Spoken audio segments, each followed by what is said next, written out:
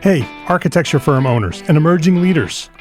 Get ready for unparalleled insight into the development of a world-class architecture firm and a worldwide organization driving the digital transformation of the design and construction industry.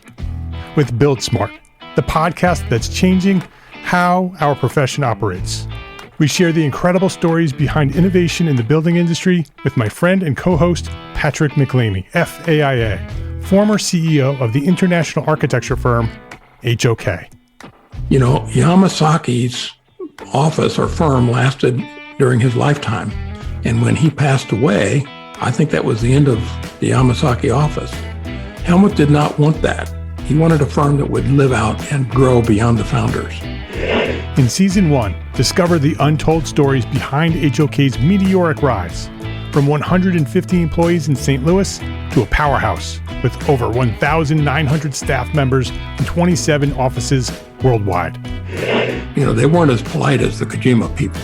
That was just boom. And anytime you have a creditor, whether it's Kojima or the bank, that wants their money, unless you can raise money someplace else, you are out of business. Bankrupt. And hold on tight for Season 2, where Patrick takes us on a new adventure as chairman of Building Smart International, shaping the future of digital transformation in the design, construction, and operation of built assets. Ian Howell, Ken Harold, and I, Ken was my technical representative from HOK. The three of us took a tour of Europe of 5 cities in 5 days. Very busy time. Simply follow the link in the show notes to subscribe to Build Smart now and uncover lessons that will transform you and your architecture firm.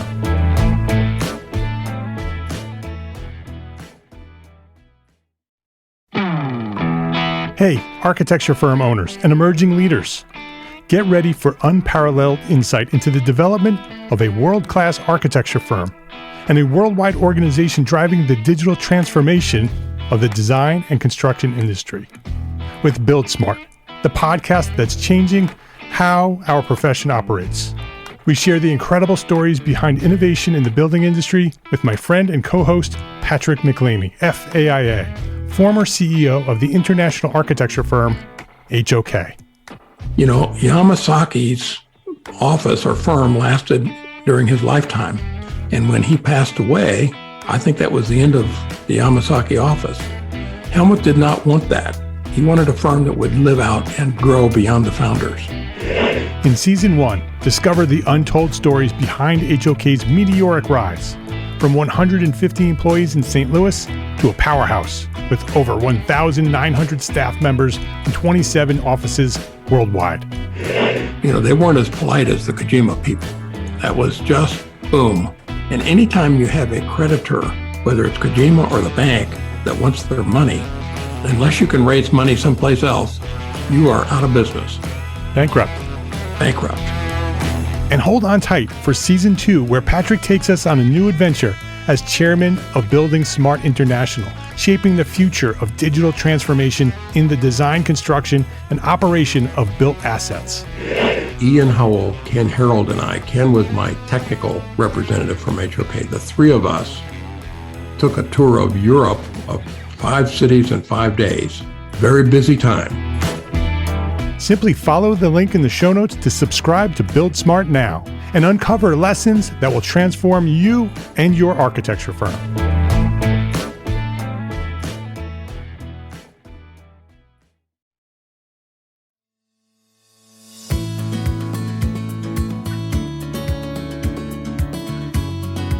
My name is Mark R. LePage, and you are listening to EntreArchitect podcast, where each week I speak with inspiring, passionate people who share their knowledge and expertise, all to help you build a better business as a small firm entrepreneur architect. Thanks for joining me for this very special episode of EntreArchitect podcast. For the past few years, our friends at ARCAT invited me and several of my architect podcasting friends to collaborate at an event under their Big Red A live from the AIA conference expo floor. This year, I'm joined by my fellow podcasters, Dimitrius Lynch from Spaces Podcast, Jeff Echols from Context and Clarity, and Lance Cayko and Alex Gore from Inside the Firm. We invited several guests to join us for this continuous conversation about architecture, the profession, and wherever this serendipitous conversation took us. Hope you enjoy it live from Chicago at the AIA Convention Expo floor. Here is ARCAST22. We are live at AIA Conference Chicago 2022. This is ARCAST. This is our fourth ARCAST. Right, we're at the ARCAT booth in Chicago under the big red A. Can't miss it. Yeah, can't miss it. Just look for the big red A. Come hang out with us if you're here in Chicago. Free high fives, free fist bumps. Yeah. Hey, I even got EntreArchitect stickers that I pulled out of the closet. Yay. You've got to unwrap those. If you come by, you can have an EntreArchitect sticker. You get an EntreArchitect sticker. You get an EntreArchitect sticker. We are doing interviews today. Our first guest is supposed to arrive shortly. But why don't we just go down a list here and introduce ourselves and let people who may not know who we are. Dimitrius, you want to start? Yeah, I'll jump in there. So my name is Dimitrius Lynch, for those that don't know me. Host of Spaces podcast, Chief Creative Officer at Gable Media, working with Mark there.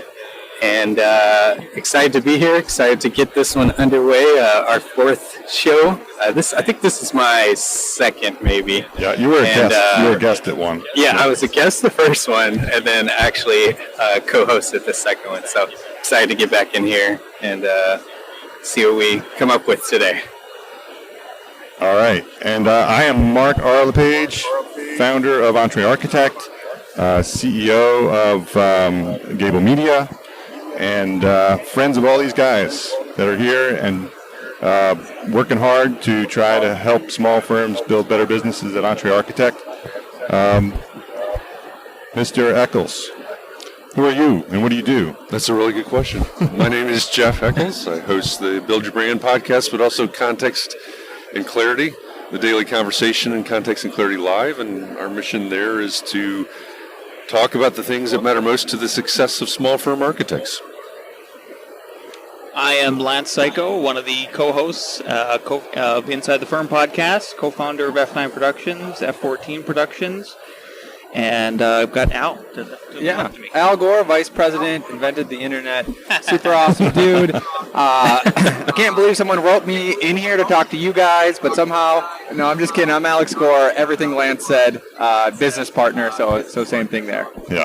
Yeah, it's amazing that we can get a former vice president to come co-host ARCAST with us. Exactly. That's the clout we've got. Yeah. We have major pull here. I just thought of some idea because people are walking by looking at what we're doing. Next time we should have live on Facebook where they can go to. Yes. Yes.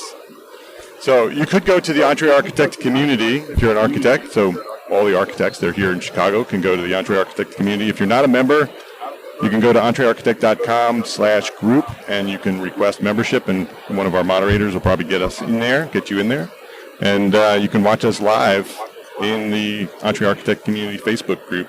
And so the idea of ARCAST is to get together, collaborate with some friends, some podcasting friends, have a marathon conversation, and basically start the conversation with us, invite a guest to come in, continue that conversation. We have guests scheduled for half hours, but coming in every 15 minutes. So we have overlapping guests having one big long conversation for 3 hours. Beautiful. Yeah. So, Mark, can I put you on the spot? Yes. Sure. I like that. So, Elon Musk put his master plans, every 5 years he'll write his master plan of what Tesla's going to do or whatever company. What is Mark LePage's master plan for podcasting, world domination, all that? Well, I got two guys on either side of me that are going to help us do that. Dimitrius and I are taking over the world of podcasting, starting with architects, and then we're going to slowly integrate into the rest of the world and take over the world in podcasting. It'll take us a few years to build our empire around architects. And EntreArchitect is going to continue to grow to help architects build better businesses in lots of different ways. And Jeff and I actually, should do a little announcement? Yeah, I think we should. Yeah, this morning Jeff and I shook hands, and Jeff is an official partner now at Gable Technologies, which is the company that owns EntreArchitect. Congratulations. Fantastic. Yeah, long time coming. What's the official title? That's up to him. Oh, okay. Yeah, I made a suggestion, but I don't know if he's claimed it yet. Chief of what? Techno King. You had a suggestion this morning. It was Director of Community Growth. Community Growth. It's. All right. I mean, the future has to be about continuing to grow the community that is EntreArchitect and small firm architects. But we look at the amazing community that we already have, and on Facebook, if you're watching live on Facebook right now, you're in a Facebook group where there's a community of 8,000 architects from around the world. Is it up to 8? It's pretty close. Seven, huh? Yeah. I mean, it's almost there. I'm rounding up probably a little bit. I think when Alex and I joined, it was like half of that. Well, you're going to get a crocheted award for being one of the founding members for being in that early. But, we have the opportunity to help and support and grow a community out of that group, and it's got to start with engaging more of those people. Yeah. Facebook tells us we have something like 5,500 active members on a daily basis in that group. How do we grow that, and how do we create more engagement? I have a question, and actually, Jeff, I think context and clarity is such an on-point marketing phrase and identity. Yeah, it's on the nose. In a good way. Yeah. Where did you get it from? How did you come up with that? That's a great question. Who did you steal it from? What were you drinking? What were you wearing? Yeah. That's a great question. So the whole history of it is that, of course, everything, the middle of March of 2020 was shutting down. And Mark and I have talked probably on a weekly basis for years. And this is actually in the presentation that I did Wednesday here. April 3rd of 2020, Mark and I met and kind of we're talking about the state of small firm architects and what's going to happen and how can we support small firm architects with everything shutting down. If you're not to pick on anybody, but if you're Gensler or you're SOM or Perkins & Will or whoever, you've got resources, you've got connections, you've got technology.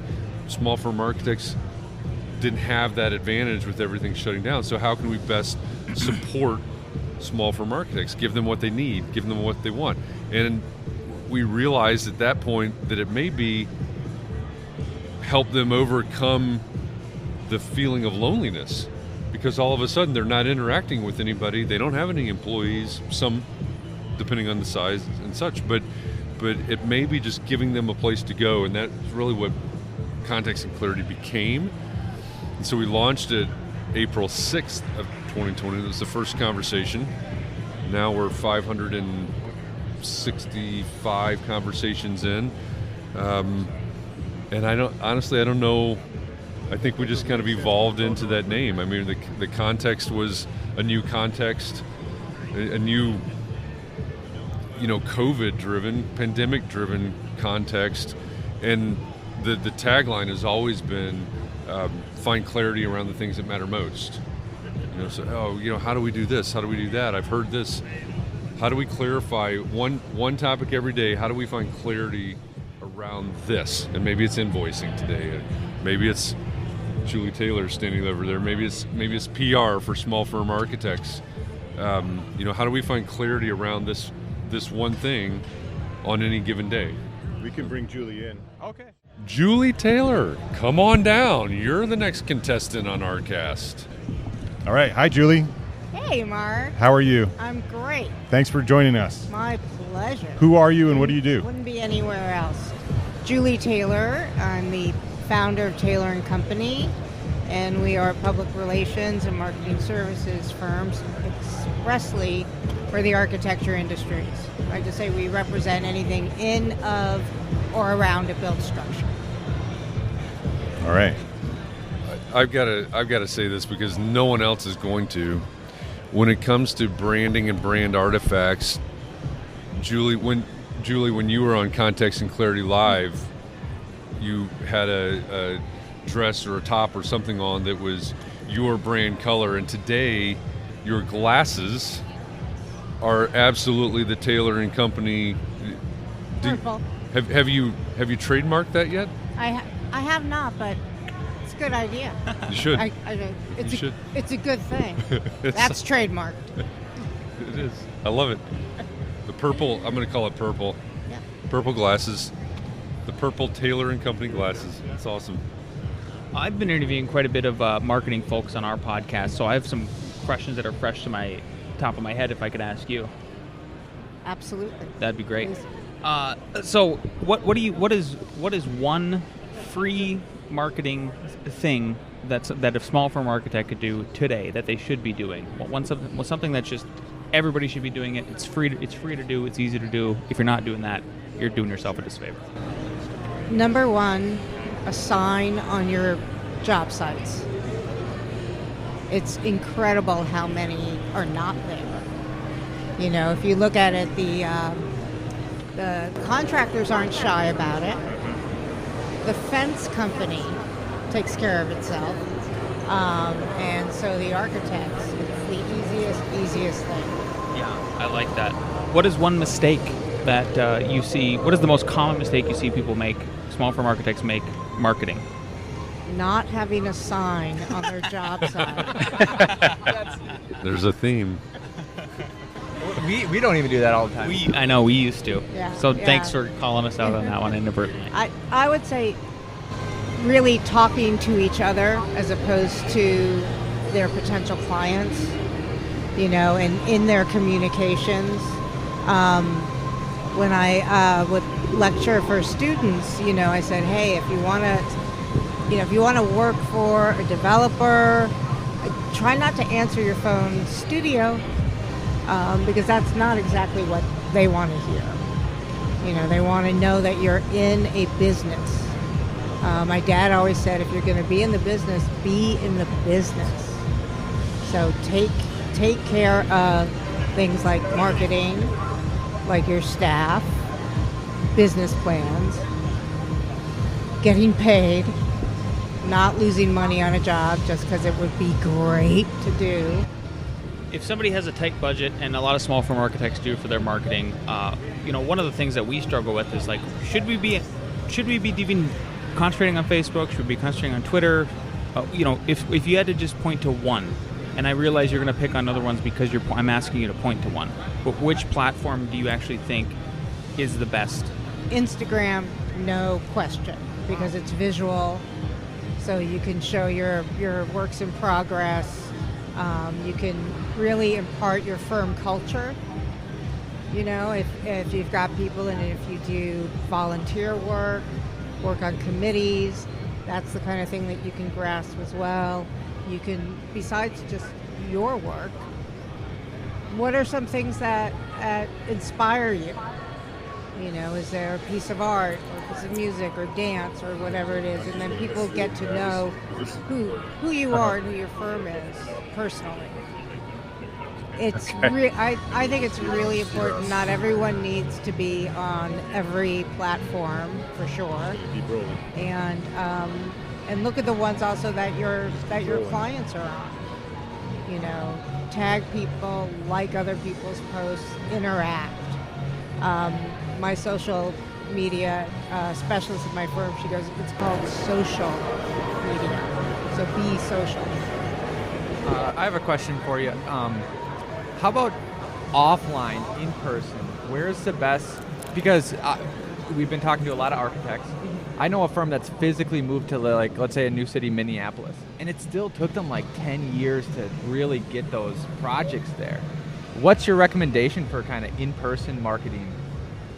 Go where the clients are. Go to, ULI events or business developer events, and network like crazy. And I still believe in business cards. I know there's all kinds of ways of skirting about it, but I'm a believer. Maybe I'm old-fashioned that way. I've been so happy to finally give people my business cards after a couple of years. And make sure that you're not doing it 4-point, white on white embossed. It's really hard to read. Go ahead. You got some? Yeah, I have a question, Julie. You can hear me, right? Because we're having some technical issues over here, so I want to make sure Loudly everything's and clearly. all right. Have you walked the floor? Yes, I have. So who here is doing it right? What is one company or one brand that you sort of popped out at you and said, well, there's somebody that's going to get some attention to this week? There's an acoustical product from China. It's really unusual, and so they've built the booth out of that, which is wise. So it's tactile. You see it. You really see that product kind of in action and what you can do. I was impressed with that. And how about an architect? Not necessarily have to be here, but an architect that's doing it right, just sort of as a case study, and what's making them a little bit more unique than others that you've seen. Can you point out one firm that's sort of kicking butt? All of my firms. Of course.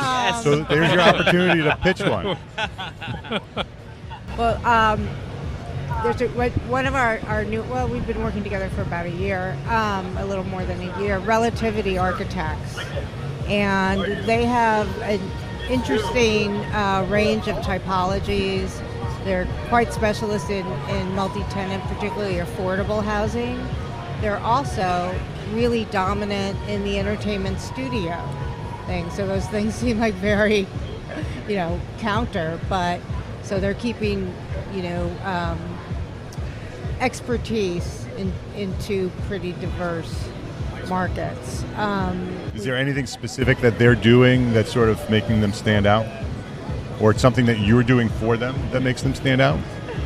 Well, again, imparting who they are, we're getting them on conferences, on podcasts, so that they can get their personalities out. They're very engaging people, and we like to take a look at who these people are, right? When we start off and we write our bios and kind of interview them, I say your PR bio is going to be very different from your marketing bio, because your clients want to know about project, delivery, but the media doesn't, right? Or don't. And so, one of the principals, Tima Bell, he went to architecture school. He says to become a better painter. That was his intention, so that he could understand, viscerally understand form and shape. And then he got bit by the architecture bug.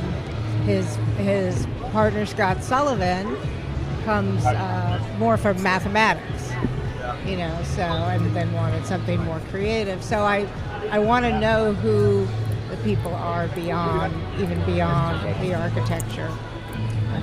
Another young firm we're working with is And More Partners. And so they're also developing their own, several of their own projects. So being proactive in that way is really great. All right, we have our next guest. We're going to overlap, so you're sticking around. Mm-hmm. And the idea is that we're going to overlap guests, and someone just walked in here. You want to introduce yourself? Who are you and what do you do? Todd Redding, CEO of Charette Venture Group. What does Charette Venture Group do? CVG helps small to mid-sized firms run better businesses. We've got teams that focus on marketing, brand development, websites, content, finance, operations, hiring, recruitment, management consulting, everything related to running an architecture firm except design. We don't do any design. Besides marketing, what air do you normally see when firms come to you and say, evaluate us? Most firm owners come to us and they sort of feel stuck or overwhelmed. They're doing it all themselves.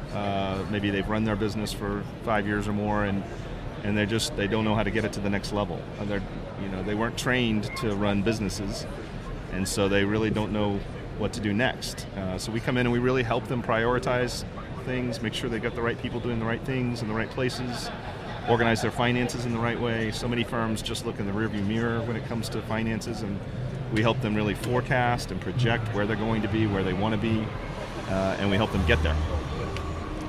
if I can ask you a question, even though they're small firms, what about succession? Do you have them do succession plans? We do. That's one of the biggest. Yeah.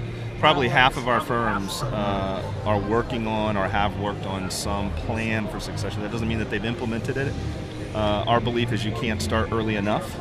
And so, we help them, we help them organize those plans. Some have clear next generation leadership in place, and some need to recruit it.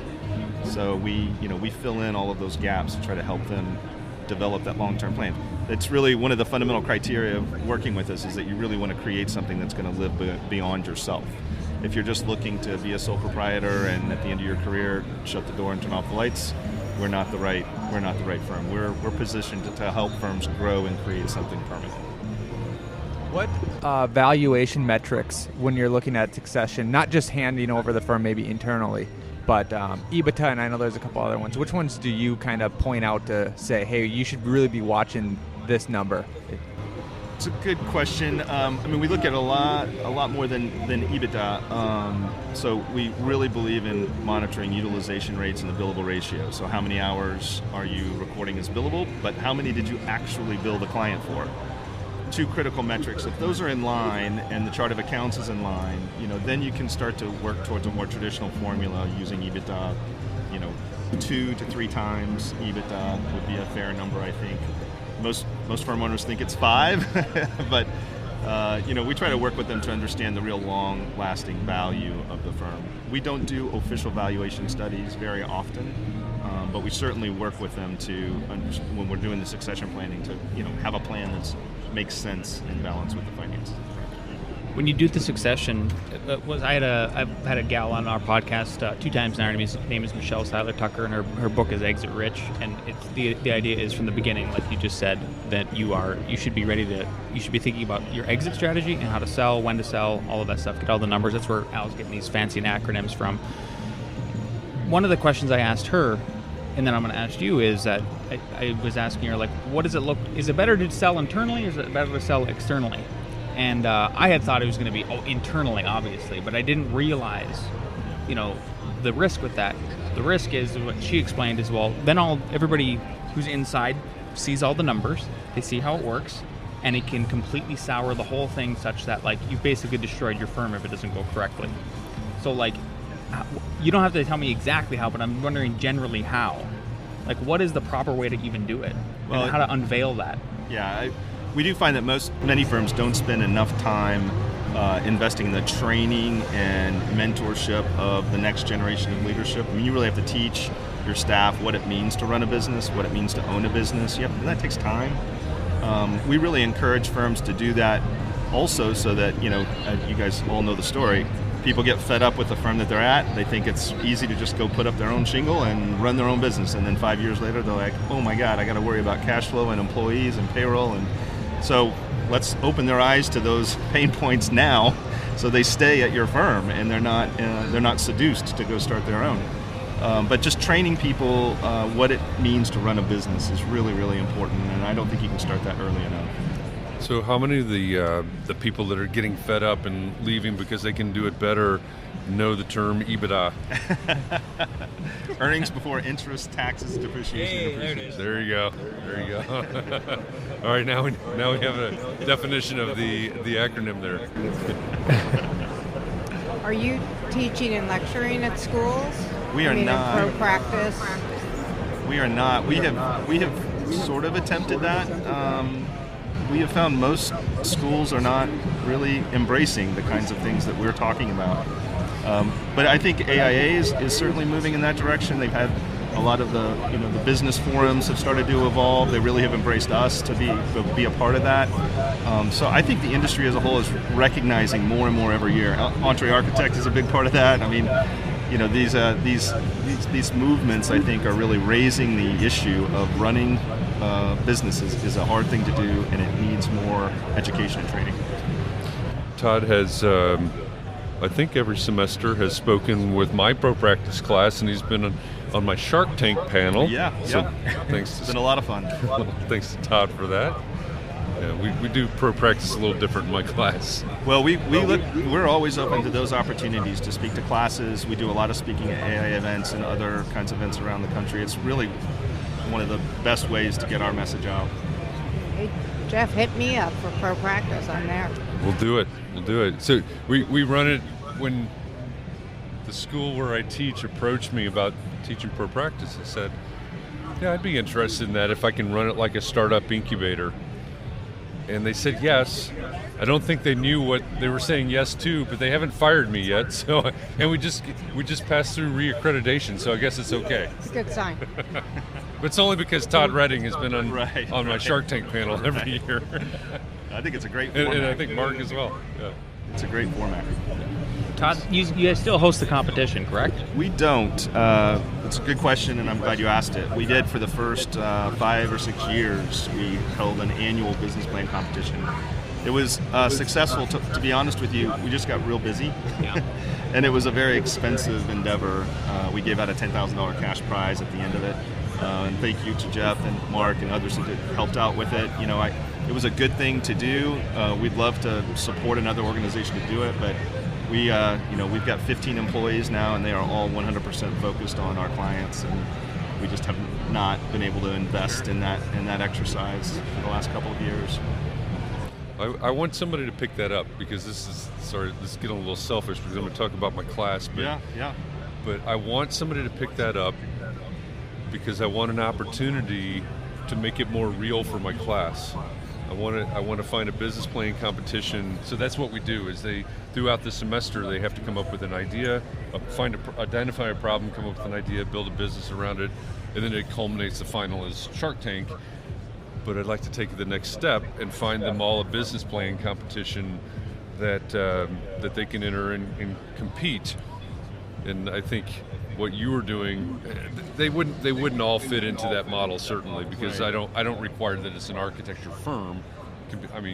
Develop a piece of software if you want as your business plan, but well, we have all of the infrastructure, all of the stuff that we developed when we were running it, and we'd be happy to partner with anybody that was interested in running it. We just don't have the human resources to put it together every year. Going back to firms, when you're looking at firms and helping improve firms, what utilization rate are you trying to get them to hit, and what profit margin are you looking for? That's a great question. So firms should be able to achieve a 10 to 15% profit margin, 10 to 15% of your revenue, after paying everybody market wages and doing fair distributions to owners. You should be able to achieve that. The utilization rates on average, a firm of 5 to 10 people is going to run somewhere around 65% utilization. And that's only driven down because you've got an administrator typically in that mix that's only 5% billable, right? So that drives down your average. So you've got 2 or 3 80% or higher utilization, and then firm owners, typically 50%. They need to spend at least half of their time doing business development and running the business. So average utilization of a firm that size, I would say 65%. Billable ratio should be above 80%. So you really need to watch the billable ratio, because it's great if we celebrate that we billed all these hours, we recorded all these hours as billable. But if you got to the invoicing stage and decided, we can't invoice our client for all of those hours, we spent too many hours on this or that, then you're not celebrating. No pizza parties. So, everyone's pizza party. What's the difference in? I thought that would be the utilization rate. Utilization rate is the number of hours that you recorded as billable, the percentage of your total hours worked that were recorded as billable, and then billable ratio is, of all of those hours, how much do we actually bill the clients for? I see. Because most firms don't bill 100% of the hours they record as billable. They had to learn something, they had to do something, spend a little more time on this or that. But if that gets out of control and you're delivering twice as many hours to your client as you're actually billing them for, you're training them to expect double the product, right? And then you're going to get into price wars in every project you go through. Yeah. Since you're on the number side of things, much more than the designy architects here, is I've been asking everybody too, is we can't not see the headlines, recession, economy, where's it headed? What's your opinion? Do you think we're headed for a soft recession, a hard recession, depression? Are you optimistic, pessimistic? I believe in focusing on the things that I can control. And I would tell every firm owner to stop worrying about it. You can't do anything about it. And put your time and energy into developing consistent marketing programs, consistent business development activities. Work on the things that you can control. I like the idea of consistency. A mistake that happens when someone brings on an agency is, we manage people's expectations.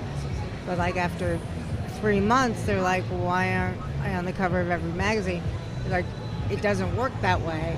And then if they want to quit the process, they truly might as well just have burned 3 months of that money. It is a patient, cumulative type of process. And we balance, the quick web media with the glacially paced, print media and stuff so that they can get that exposure, but doing it consistently. Yeah, we all... If you take a 3-month break, you're 6 months behind. That's right. And we all know the cycle that so many firms get into. They get really busy, so they put it aside. They focus on the work, on the clients, and then they wake up and they're like, holy crap, every project we have is invoiced this month. We don't have anything for next month. And then they run out and they put time and energy into business development and marketing. The cycle just goes up and down. So we really work with clients to break out of that, develop consistent systems. We provide a lot of those marketing services and business development coaching and a lot of that to our clients so that it stays ongoing. Yeah, that's my mantra, is hire a professional. Right. And that's why people shouldn't design their own anything. Right. If they're not a designer, hire the professional. That's one of my life mottos. Yeah. Julie, you talked about managing expectations. Can you expand on that a little bit? Like, how do you get someone to adjust their expectations, and what should their expectations be on the turnaround of a campaign that you're going to do? Yeah, the way we set up our accounts, we do spend the first couple months doing a deep dive into the firm.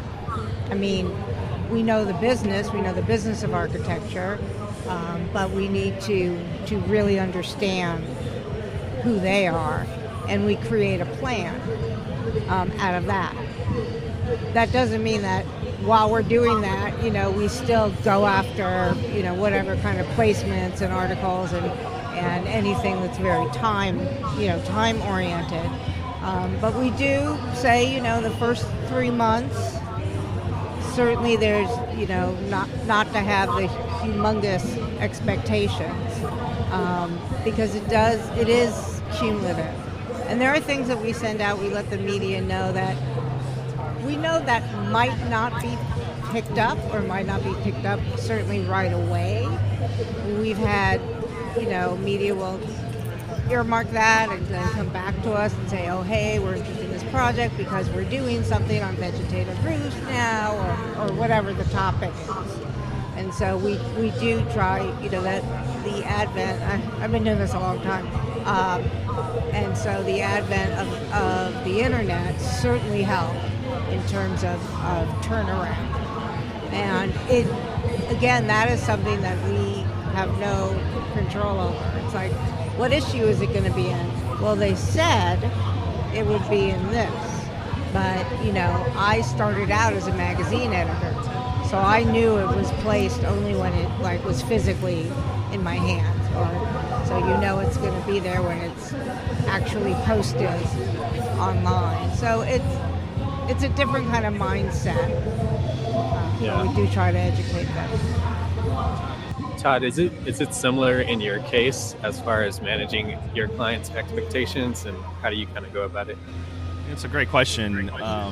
We begin every relationship with a full assessment process where we gather financials, a bunch of information about the firm. We go through a series of discovery meetings, and then we deliver this big final report at the end with recommendations about where you should prioritize your time, what your key challenges are, So we provide that assessment, and that really gives our clients a chance to get to know us get to know them. And then at the end of that, we decide whether we're going to propose this longer-term relationship. So, through that process, it gives us the opportunity to really talk about what it is we do and how we do it, so that when we get to that, that launch pad, if you will, we're all on the same page. I won't say we're perfect at it. Are there sometimes some misunderstandings? Sure, but we really believe in that assessment process to begin the relationship. Much like Julie said, taking a deep dive into the client and understanding them. That's what we do during these. Yeah.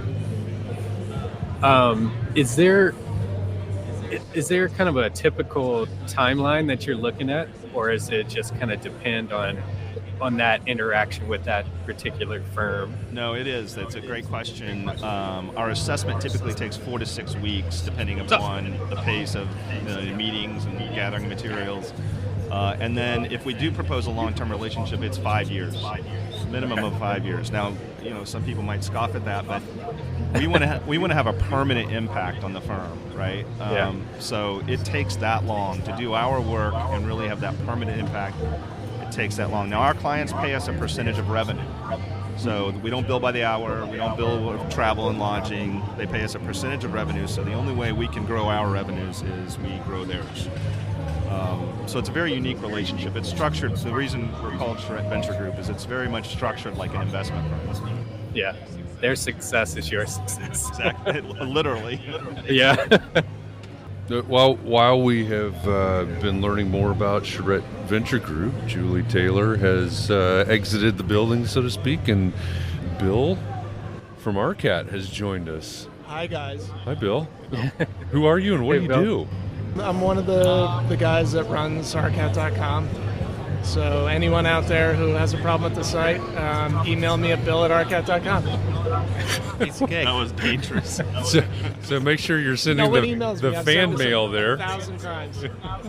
Send your fan mail to bill@arcat.com. Yeah. So give us... Just for the record, if there's anything wrong with CharetteVG.com, do not email Todd at Charette. I know nothing about it. Email Bill. Email Bill. Yeah, I'll take care of it. Bill at Charette. So, in case there's anyone that doesn't know what ARCAT is, I mean, we've been occupying this booth for several days, so thank you for your hospitality. But thanks for being here, guys. In case there's anybody that is not familiar with ARCAT, what do you do? We're a library of content and building product information. We have CAD details, BIM objects, specifications, videos, catalogs. You name it, we got it. Data sheets, certifications, CEU courses.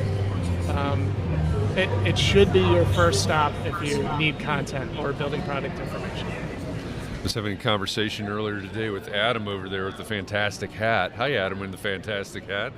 We were talking about what ARCAT is and the value to the practitioner side, to the professional, to the architect. And it's interesting to walk around. I don't know how many booths we have here. I don't know how many square feet. It's a lot of booths. But I walk around and I see this giant ARCAT A that's behind me right now, but I also see it on the tables at a lot of booths around here on the expo floor. So why did they have the smaller version of the big ARCAT A on their tables? We want them to promote the fact to architects wandering by that their content is up on our website. So it's in the right CSI format. It's consistent from CAD detail to CAD detail, from BIM object to BIM object. That user can go support that manufacturer by going to arcat.com and using their content. Is there anything I can do if I've got a favorite manufacturer here on the expo floor and I don't see the ARCAT A, what do I need to do? Hey, you got to get your spec on arcat.com because I'm going to spec you next week for a hospital project I'm working on. You better go call them. I love it. Hey Todd, quick question for you. Do you guys for CVG get into the architecture of the business and sort of making recommendations like you should use ARCAT or things like that? I think there's a lot of opportunity out there. I mean, we have 35 firms currently under contract with us right now, so we've grown to a point that starts to make sense. We've kind of stayed away from recommending specific software. We do have a person on our team who specializes in ARCAT. About a quarter of our firms are ARCAT users, so we try to help out in that way. But yeah, I was actually sitting here thinking, Bill, I should talk to you about, what if the entire CVG community used ARCAT? What would that look like? And I think we're getting to a place, even a year ago, that number was below 20, so I didn't have a whole lot of buying power. But today, I think, our community is growing rapidly, and I think it does start to make sense to say, is there some economies of scale we can use to bring more value to our clients? Yeah, we could give you a discount. And that's funny because everything we offer is free to all. Half off of zero. Yeah. We'll put that in our marketing material. Everybody gets a free subscription to ARCAT. There you go. Yeah. So tell us about the podcast. Oh, yeah. ARCAT now has a podcast called Detail. Dimitrius is going to so now all the great Inside the Firm users have another one to listen to add to their list. And it's hosted by Charisse Lakeside. She's one of the top spec writers in the country, and she's fantastic. And the interviews she conducts with other architects, very educational. They go through problems that they had on projects. I'm not an architect, and I find it fascinating. So I'm sure, all the architects and spec writers out there will really find it valuable. And it's beautifully produced.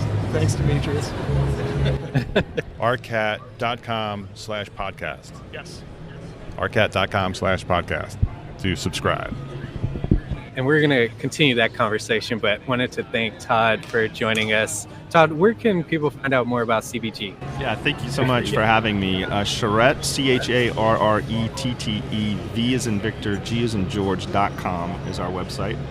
I'm Todd at CharretteVG.com. You can send me an email anytime. We schedule intro meetings with firms all the time for free just to get to know them and decide if they're interested in our assessment. So anybody interested, drop me an email. And thanks for having me, guys. Yeah. Thanks so much, Todd. We're going to bring in our next guest, Here we can put it down. Sandra Little. And while Sandra's getting settled in, we'll continue the conversation about Detailed a little bit. And we're going to dig into that a little bit more, and ARCAT. But yeah, that's been a fun addition to the collection that you guys have at ARCAT of all the free content that you're already putting out, to have this audio element now. And I think you guys do video as well. Can you talk a little bit about, or I've seen some video on your YouTube. Can you talk a little bit about the resources that you are putting out, the digital multimedia content? We have a boatload of YouTube videos from all the manufacturers that are hooked up to the website. So if you're looking at how to install a window or how a roofing system works, odds are we have a YouTube video that'll address that. That'll be useful to you on your next project. Yeah. And then the podcast now has this audio element that's tied to specific stories of buildings that go wrong or that work out well, that adds that additional content or knowledge base to the listeners, your audience.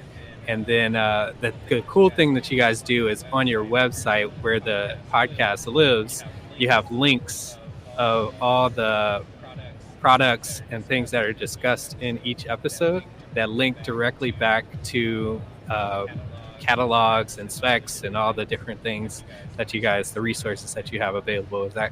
That's right? Yeah, so like a metal wall panel is a typical topic that may come up. So we'll link that directly into the website, and you'll get a long list of metal panel wall manufacturers, as well as, like you said, links to their CAD details, their Revit models, videos, you name it. Yeah. As well as photographs right below that of whatever project they were talking about. Yeah. We'll have to get get you guys on there, Sandra, as a guest for detail to talk about some of the work that you're doing. But we didn't get to really introduce you, Sandra. So can you tell us your title and company and all that stuff? Hello, everybody. Thank you for having me on. I am Sandra Little. I'm a principal and director of diversity, equity, and inclusion at Quinn Evans. So I'm out of the Detroit office, and I also have a side project. So I am also co-founder of Noir Design Party. It's a project documenting the work of African American architects. Are you guys familiar with Noir Design Party? That project? Do you want to talk a little bit about that project and first what? I guess first kind of a quick snapshot of what it is, and then talk a little bit about what inspired you to do it. Okay. Well, it is a project, like I said, documenting the work of African American architects. We have started our project out of Michigan. So we started there because we were noticing that a lot of people were like, well, I don't know of any black architects. There's not a lot of us. It's only 2% of the whole population of our licensed architects.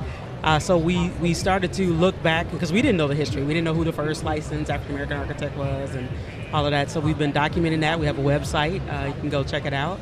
And that's kind of what got it started. And since then, we've been doing tours and we've been doing exhibits of the project, presentations and lectures. So AIA Detroit has been really pumping us up, and it's been really, really cool. It's a really cool project. Are you getting into the schools, even into the middle schools? Because I know that's where so many people, whatever the profession is, doesn't have to be architect, is some adult just tells them, oh, I see you drawing there in a building, you should be an architect. Yeah, so we have been in a couple of schools. We've had children and teenagers on our tours as well. And I actually have my sidekick with me here today. My son Wallace is here, and he actually did a presentation for Black History Month on one of our architects, and kids in the class were like, oh my goodness, I went to that church. I didn't know it was designed by a black architect. So it's been really cool. It's really been a great exposure and letting people know the history, and it is a possible career option for anyone. Being an architect, are you sure you want more people to be architects? Well, right now at Quinn Evans, we're hiring, so yes, we're looking for more architects. So this is a rare time for us. But yeah, in the past, I probably would have been like, I don't know. It's a very unique time to have all these firms looking. Like every single firm out there is looking for work or looking for employees. Yes, indeed. Yeah, Can you talk a little bit more about, for Noir Design Party, you guys looked at sort of, I think you call them the trailblazers, and can you talk give a little detail about those that you looked at and people that you've already spoken to? Okay, yeah, we basically started out with putting all the architects in generations, right? We were like, how do you tackle this project? That was the first thing. So we created the first generation who practiced in like 1930s to 1960s is the Trailblazer generation, right? So that's when they started. That's when they started to actually come to the University of Michigan and Michigan schools. So that generation, it's hard to believe that the first licensed African-American architect wasn't until 1932. Actually, 1937. 1932 is when he graduated from the University of Michigan. So just finding out that origin of when everything started and then kind of working our way from that. So we have 4 generations that we're looking at. The current generation is kind of that 4th generation. And we have learned a lot through all of those, right? So those trailblazers were the ones who did the mid-century modern buildings, very cool, and you're looking out at those throughout the city. And that second generation was actually the generation that was practicing when I came out of college, and it was a lot more African-American owned firms when I graduated college than there is now, actually. So just seeing their career trajectory and how they interact with each other, and actually the effect of Michigan, right, and Detroit. It's like a lot of architects were, educated at the, Michigan schools, and then have branched out across the country. So we're just tracking the trail now, like finding other ones in different cities that come from Michigan, and it's like, oh yeah, I went to U of D and I went to U of M, you know. So it's been really interesting. Yeah, since you're tracking the spread outward, then is there anybody that is trying to do like satellites of what you're doing from other universities and everything? So that's interesting. We had a project with the National Organization of Minority Architects. So when NOMA at the 50th conference last year was in Detroit, so it was like a perfect test fit for us, right? So we did a Wikipedia edit-a-thon, and we took our trailblazers and said, okay, can we set up Wikipedia pages for them? Because you can't Google Black architects and find them, you know. So now some of those trailblazers are you can find them online. You can Google and search and find out information about them because of our project.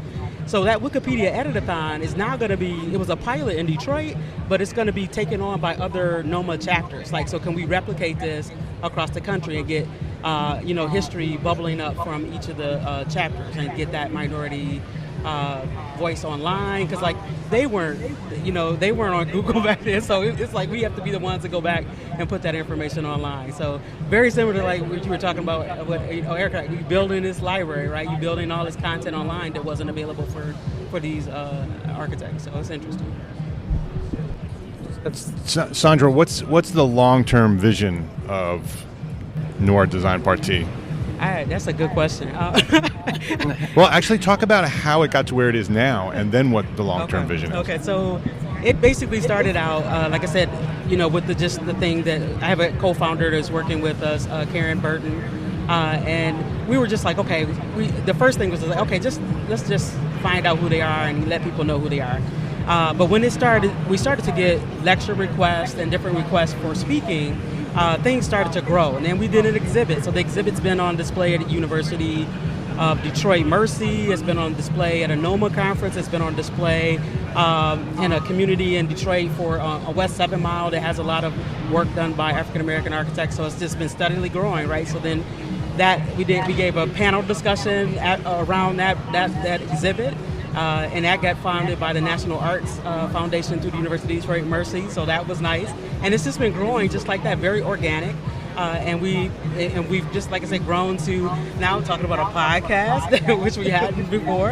And so it's just the interest level that people have shown in the work was more than we anticipated.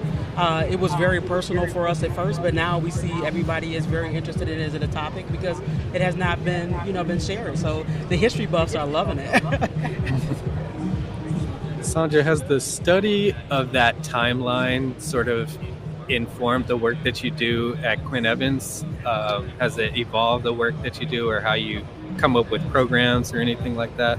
It's definitely touched Quinn Evans in a way that it actually started before I came to Quinn Evans. So Quinn Evans, I had my own firm before, Centric Design Studio, and we teamed up with Quinn Evans for this project that was looking at the history of civil rights sites across the state of, or actually across the city of Detroit.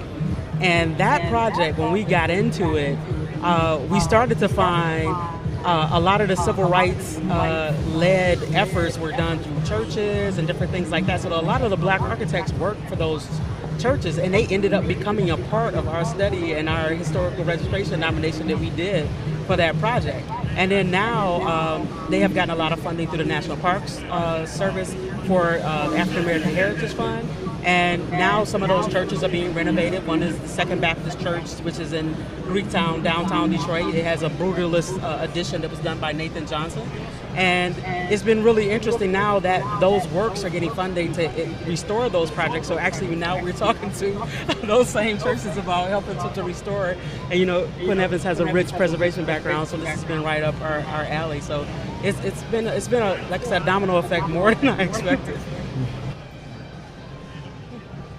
Has there been anything at the conference that you've experienced that you want to share? What's the best thing that you've experienced here while you've been here in Chicago? Wow, I had 2 great seminars here. So, one was actually this morning. It was on. It was called Accidental Preservation, and so I'm really attracted to that one because that's what I felt like I became. So that was done by what's his name? Why am I forgetting his name?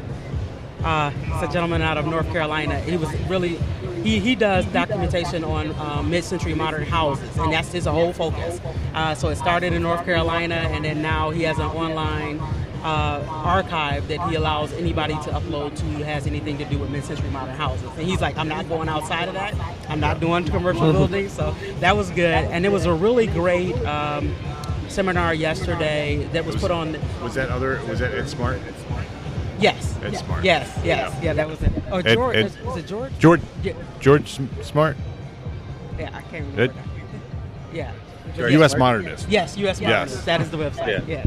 Yes. George Smart. Yes. Yeah. So that was a really great webinar. Seminar this morning.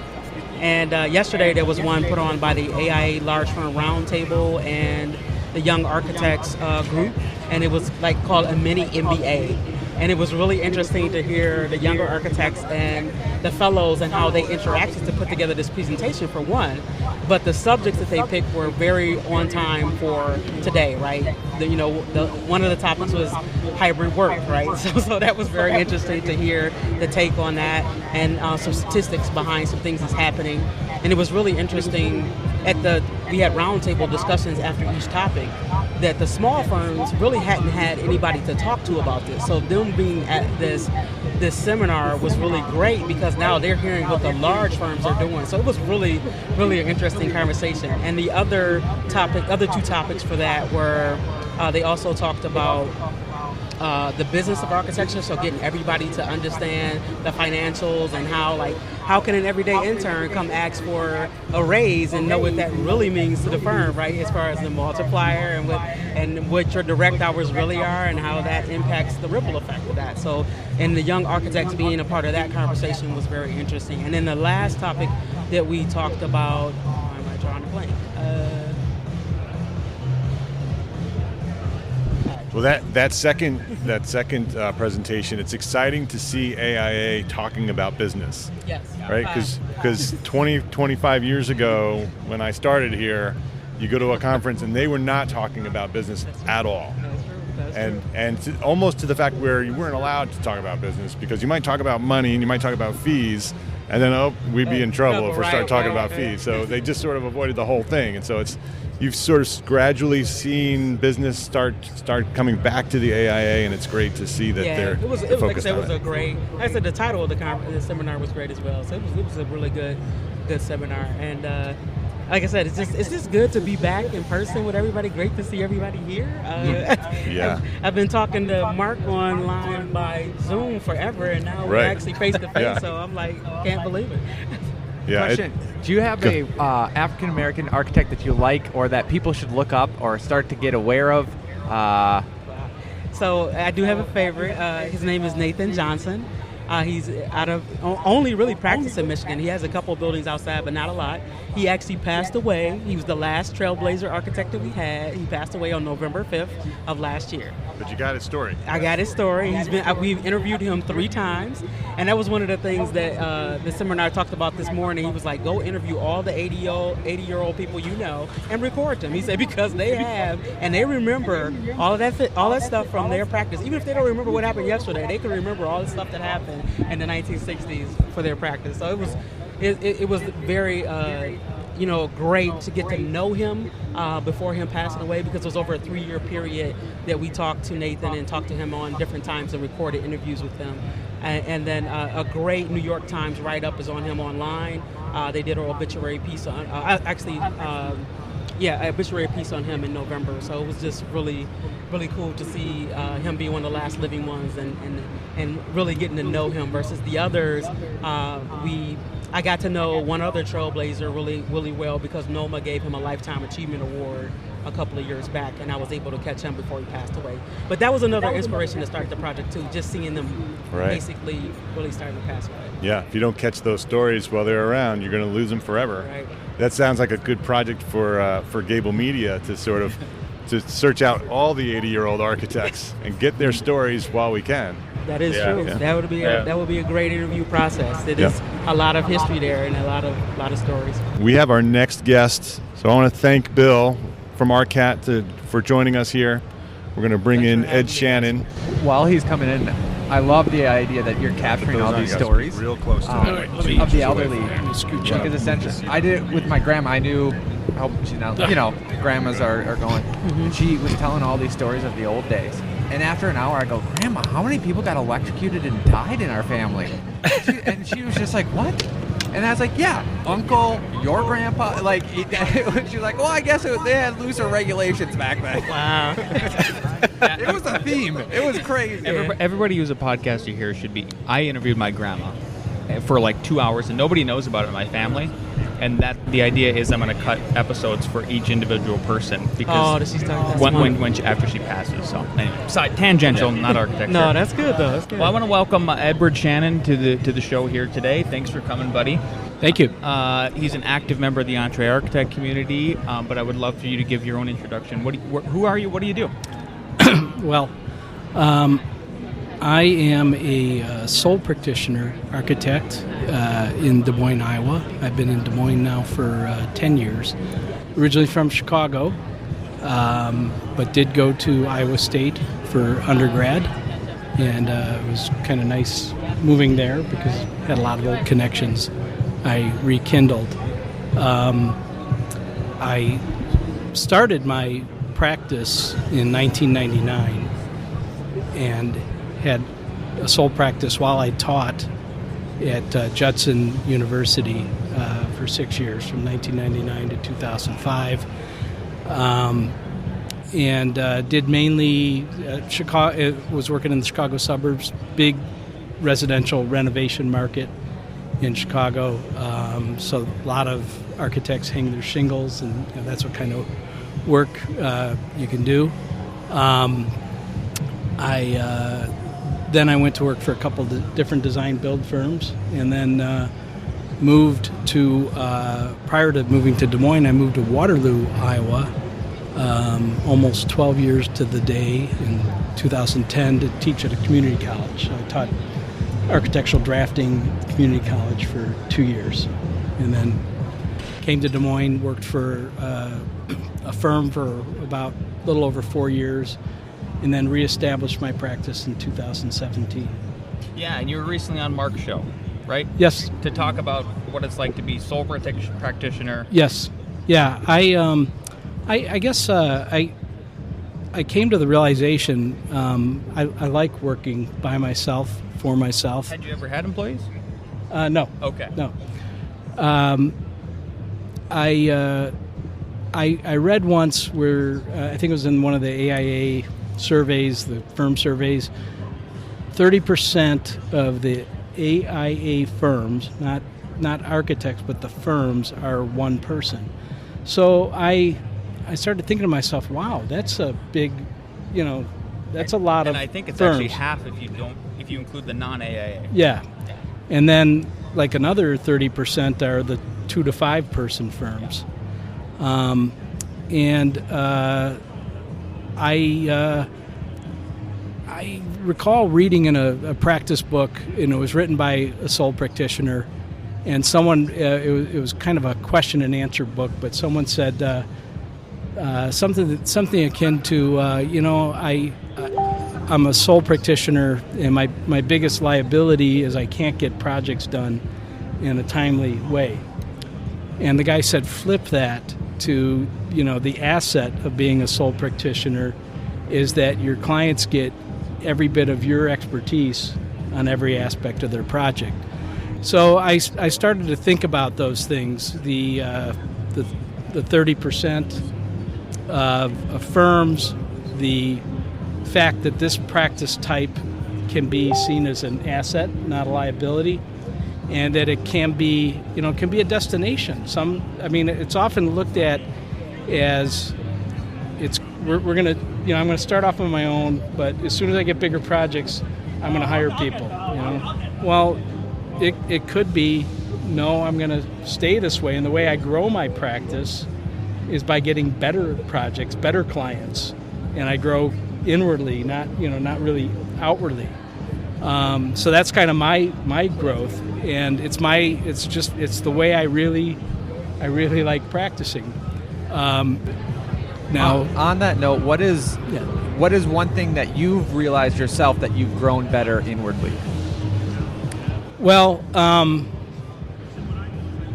I think just the confidence in in selling myself, selling this model I'm very confident when I talk to people. I say, it's just me, and I would say right now about half my projects are additions.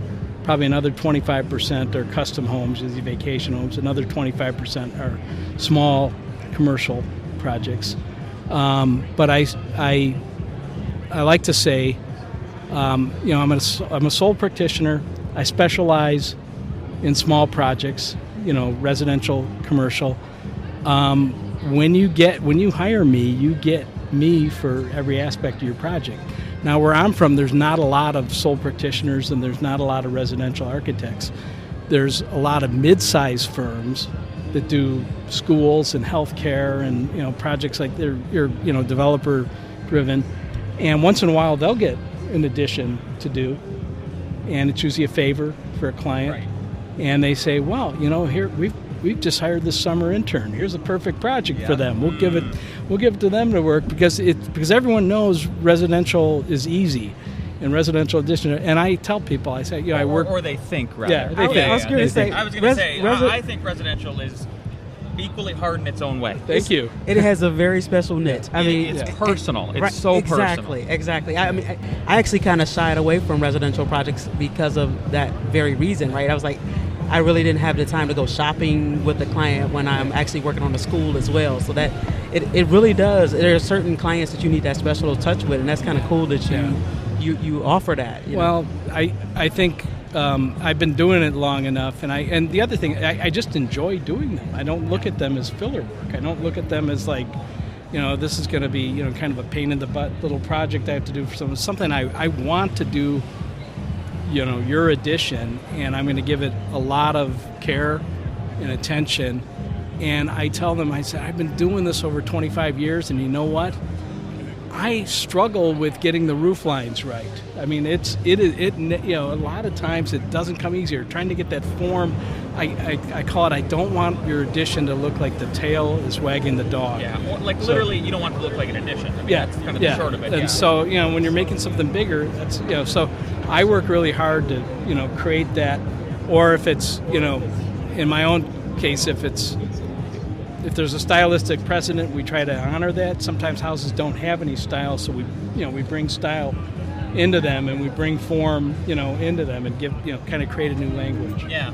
So one of the biggest reasons I brought Edward on today and one day is to talk about residential architecture and whether my stance on the subject is that I don't think there should be laws making it so that only architects can do residential architecture. And I realize I'm speaking at the AIA. I realize I'm a residential architect. Right. I realize that my firm, half of what we do is single-family homes. I understand the whole thing about that, but I am just a very firm believer, and I feel like I'm not sure. So, Edward, I would love to hear from you. What is your stance on that? Are you as hard to the wherever side I am? Well, I'm probably more over to the other side, but I'd love to hear why.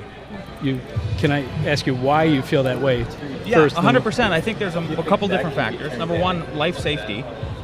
What with a house and a building inspector can't do during inspections to ensure that all the codes are followed without an architect, right? We have so many homes that are built by builders that go through that whole process, and we aren't having mass casualties happen. So there's the whole life safety, and we can try to nerf the world entirely, but it is physically impossible, and at some point it becomes extraneous and overly burdensome. And when it comes down to the cost of just houses right now, the average cost of a house in the United States right now, I looked it up this morning, is $348,079.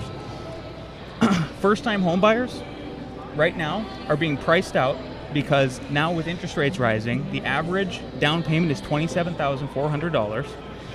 So without any help from the family, that takes 92% of renters out of the market for even being able to buy their first home because they only have a savings of about $1,500 on average.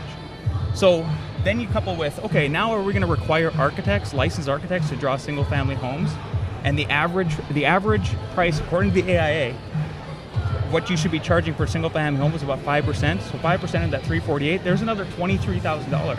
If we're really serious about affordable housing in America, are we really thinking we need to add more bureaucracy to the whole process? And I just want to add one thing before Shannon comes in. And I just thought about it because what you said and how you operate. Because I know some residential designers that are home designers in Colorado. They're amazing. They're probably better than Lance and I. I know some contractors that are really Scott good. Renfro. Love that. Scott Renfro.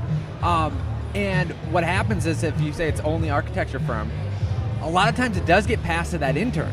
And then you're like, well, you got a guy, Scott, that's been designing homes forever. He didn't have the opportunity to go through college. Maybe he did. I'm just making that up. They have the experience. They have all this. They have the attention. They have the care.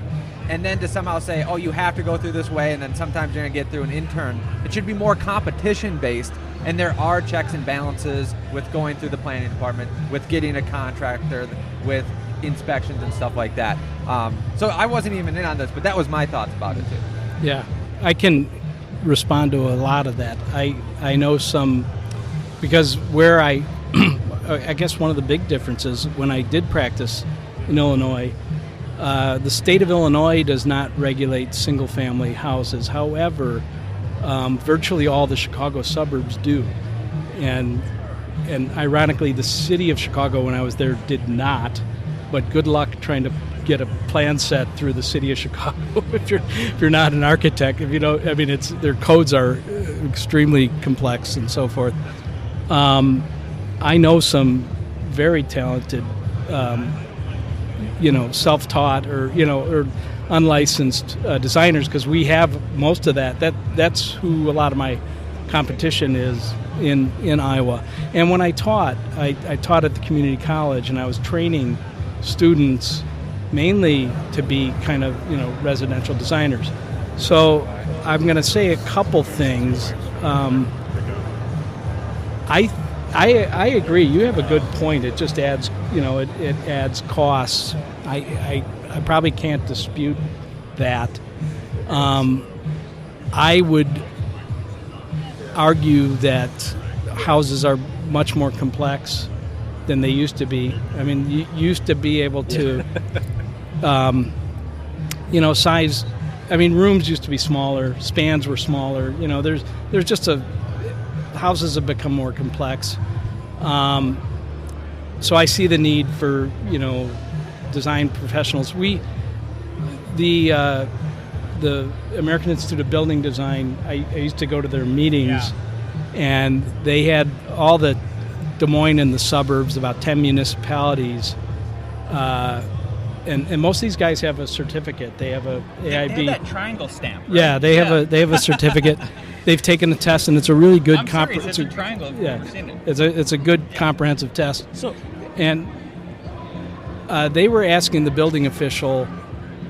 Someone brought in a set of plans from an amateur, and this guy checked this designer checked the plans. He said the beam is sized right, yada, and yet this got a permit. And the building design or the building official said, look, we don't, we do plan checks, but they said, the only, the homeowner is in charge of getting a building permit. They're liable for that. And if they don't hire a licensed professional, it's all on them. So if they hire you, who's got 20 years of experience and is an established residential design firm, or they hire the neighbor who's taking CAD in high school, makes no difference. The homeowner is still liable. Most people don't know that. They think the builder is liable. And so the guy said the only way you could protect this is to have licensed architects design houses. And this was at the AIBD meeting, and you could hear a pin drop in there. They were all shocked. Now, I'm going to flip this a little bit, because one thing when I taught at the community college, I wrestled with this, and I said, I really do think it would be good for single-family residential to be regulated.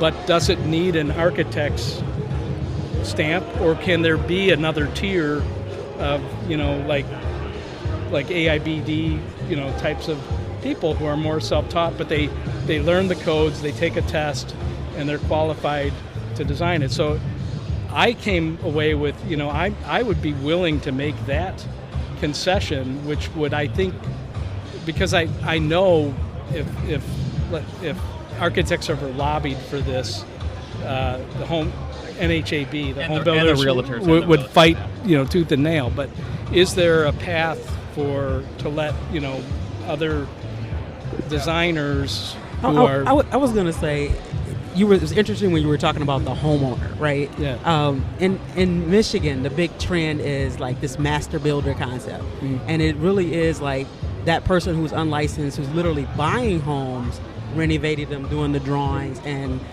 flipping them themselves, where I see that being a great niche for an unlicensed person. You're the homeowner, you're taking a risk, you're the unlicensed person, you're doing your own drawings, you're putting an addition on that house, you're flipping it, and then you move on to the next property.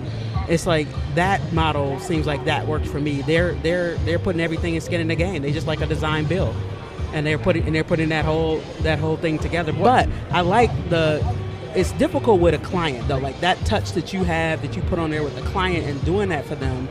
Then I do see the value of an architect, but I like the master builder thing could be a way to create a niche for that person to do that. And I see a concession too in the idea of safety, because some municipalities will say you have to get a structural engineer to review and stamp the drawings, and that takes care of some of the bigger problems.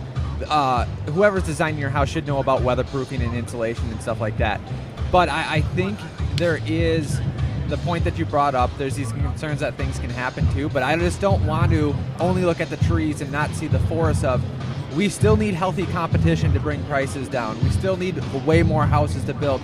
There is a lot of people that are talented in house design, and to somehow make a law and then say you basically have to go back to college. I know there's other paths, but back to college, be under an architect.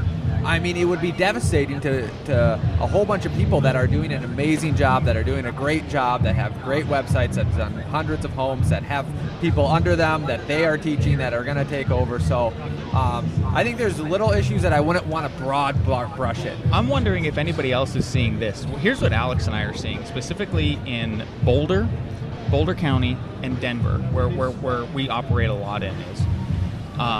When we first started our practice, we could actually design even up to a duplex in Denver, and we could do all the calcs ourselves, and then it could go through actually unstamped. But now, so every year, every 3 years we have these code updates, and then the cities themselves have their own amendments, and these three places I'm talking about in specific they also go through a process called site plan review. So it's sort of like a mini version of a big commercial project going through the zoning process. Jumping through all of those hoops has gotten so onerous for anybody trying to do anything. It is naturally pushing people to hire architects to get them through the process. So, are you guys seeing that? And that's the caveat I would add to the whole thing is, it seems like it's going that way anyway, and the codes aren't going away. You look at the new 2021 IECC, now we're talking about insulating all the way around the outside of a house, plus in the cavities. It is getting so complex, like you said, to give you a pat on the back here about that point. I don't know if it seems like it's going to go that way naturally, sort of this unnatural monopoly that the government has on the building process.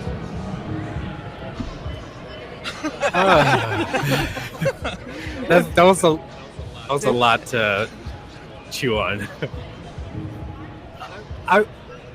I'm split on this because I'm hearing myself over and over again. I'm split on this because I agree with you that I think homeowners should have some flexibility to do their own thing. But I disagree that architects are this driving factor into housing affordability issues. I think we're a drop in the bucket as far as the overall cost and the concern. Complexity, yes, is adding some affordability issues.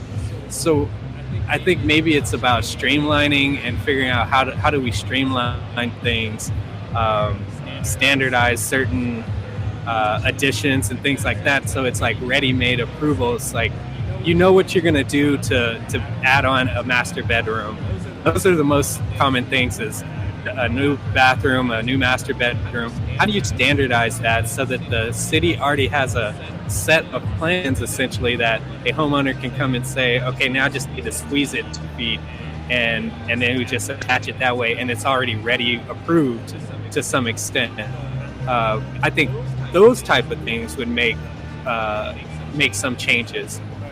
And then as an overall industry, standardizing the production of homes in all the various facets that are happening right now of factory production, I think all of that stuff will eventually start to make a change at some point. I would agree with you, and I would actually say we're on the same train, you're on the same cars, and then I think the only thing that I would semi-argue is Elon Musk said, hey, the best part is no part. If you can eliminate a part, because it has a less possibility of failure, less connections to hook up, streamline, make the rocket not go boom, right? Yeah. I would just add on to that cart is that if we can do that, adding the other cart of, hey, it has to be an architect is not in line with the streamlining. You could streamline it if you use, conventional details, frame it conventionally. And there are places where you can't do that because the addition is in a tight corner or it's a big thing. And then that where I would agree, like now you're getting very nuanced. Now you know that you're getting nuanced, you hire an architect. But for those other places where you're talking about where you can streamline it, and I know a lot of people then have a problem with the aesthetics of that. But some of our best neighborhoods were made in the 40s and 50s, and then once the trees came, everyone's like, this is the best place in the world. But if you look, the houses are all the same. They just painted the door and added an addition, and now it all looks different. Yeah. So going back to, that is that streamlined process, and it just took the neighborhood some growth. It went through some puberty with a little ugly baby for a while, and then it got looking good. I agree, and I think a lot of the cities that I've worked with, where my head is going is, I've seen them. They have the city standard retaining wall detail, and all these different things like that. I think that's where the cost savings and the making it easier for homeowners to manage their own properties. That's where you answer that question. I don't think architects really play a role in that sense. It just depends. If you make it so that you have to hire an architect and there's a limited pool of it, and then our demand, obviously we rather be doing big houses, it might cost on average $20,000 to $45,000 to do a house, and that's real money. And that gets paid ahead of time. You can't roll that into a loan. So if you want a farmhouse, and then all of a sudden you have to say it gets stamped, and let's say the architect goes, okay, get the plans, I'll review it and stamp it. That's still a couple grand coming straight out of the pocket. Literally, inflation, it's not easy to make a bunch of money unless there's something I don't know that you guys can tell me. Well, I'll tell you that I have a client that did a pretty good size addition onto their house. Actually, the addition's 3 times the size of the house. It was a small house. But they were able to roll my fee into their construction loan, which is great. So I'm actually trying to form a relationship with that banker so I could, use that as a way to, as part of my sales process to say, you're going to pay a lot for my fee, but you can roll it into a construction loan. Now, that might be the most useful knowledge of this whole podcast, that's a possibility. Yeah. Now, however, they're always at risk, and if they don't build, they don't get a construction loan. So, then they're on the, they're basically, having to do architect's fees. One of the things Lance was saying, and he was talking about the average cost of a house, and I don't know if he was just talking about the sales price of a house or the construction cost of a house. Construction cost U.S. I would also say that, that factors in probably 90+% that's speculative housing, which even if, and ironically, a lot of the big major builders do use licensed architects, and that, so they are already, that fee is absorbed into their price. Those architects are not making 5% per unit. They're not making anything like that. They're doing, repetitive designs and all that. But, the thing is, this is just a little tidbit of information. There used to be a magazine called Residential Architect, and it was published by Hanley Wood. And the second issue was an architect named Jack Bloodgood, and he was from Des Moines, Iowa, and this was before I came to Des Moines. Jack worked for Better Homes and Gardens in Meredith, and Meredith Publishing, and he started his own firm in Des Moines and became like a national architect for doing basically production housing. And he showed the difference in, houses before architects, particularly the post-war, where you get, it's kind of a split level hodgepodge. There's really no style to a house, and what he was able to do as an architect to affect spec housing. And it's dramatic, and I have a lot of respect for that. Now you can't really regulate that. You can't regulate taste or anything. I think as architects we wish we could, but we can't. But we'd never be able to agree on what taste was. And one of the biggest misconceptions, I think, with the planning and building zoning codes is I hear from the public, they think that that's what they're doing. But I get the comments back, and they're about my line weight. They're not about what I designed. They're about where the sewer is, so... I think the public thinks that that's what they're doing, but like you said, because it's so hard to do it, they don't really touch that. I mean, we were talking about historically what happened. I mean, you used to be able to buy a house from Sears and Roebuck's, right? It's like, you're talking about affordable. You just picked it out in the catalog and said, this is the house that I want. I mean, they're trying to do that with prefab houses and different things like that, but we're repeating ourselves with history, right? I'm going to tell you a little two bits about Sears, because we're from Chicago. We're in Chicago, and Sears is a Chicago institution. They did have architects on their staff. They were probably not licensed architects, but they were what I would call common law architects at the time. And you'd buy this kit, the whole thing would be shipped to your house. And after about 10 years, Sears realized that so many homeowners were buying these things and couldn't assemble their houses that they finally had to say, hey, we will not sell to you unless you get one of our certified contractors. So everyone thinks of the whole Sears program and the whole catalog program as, these people just, do it yourself. We're going to build our. They were just as complex as any house, and they required the expertise of a seasoned builder.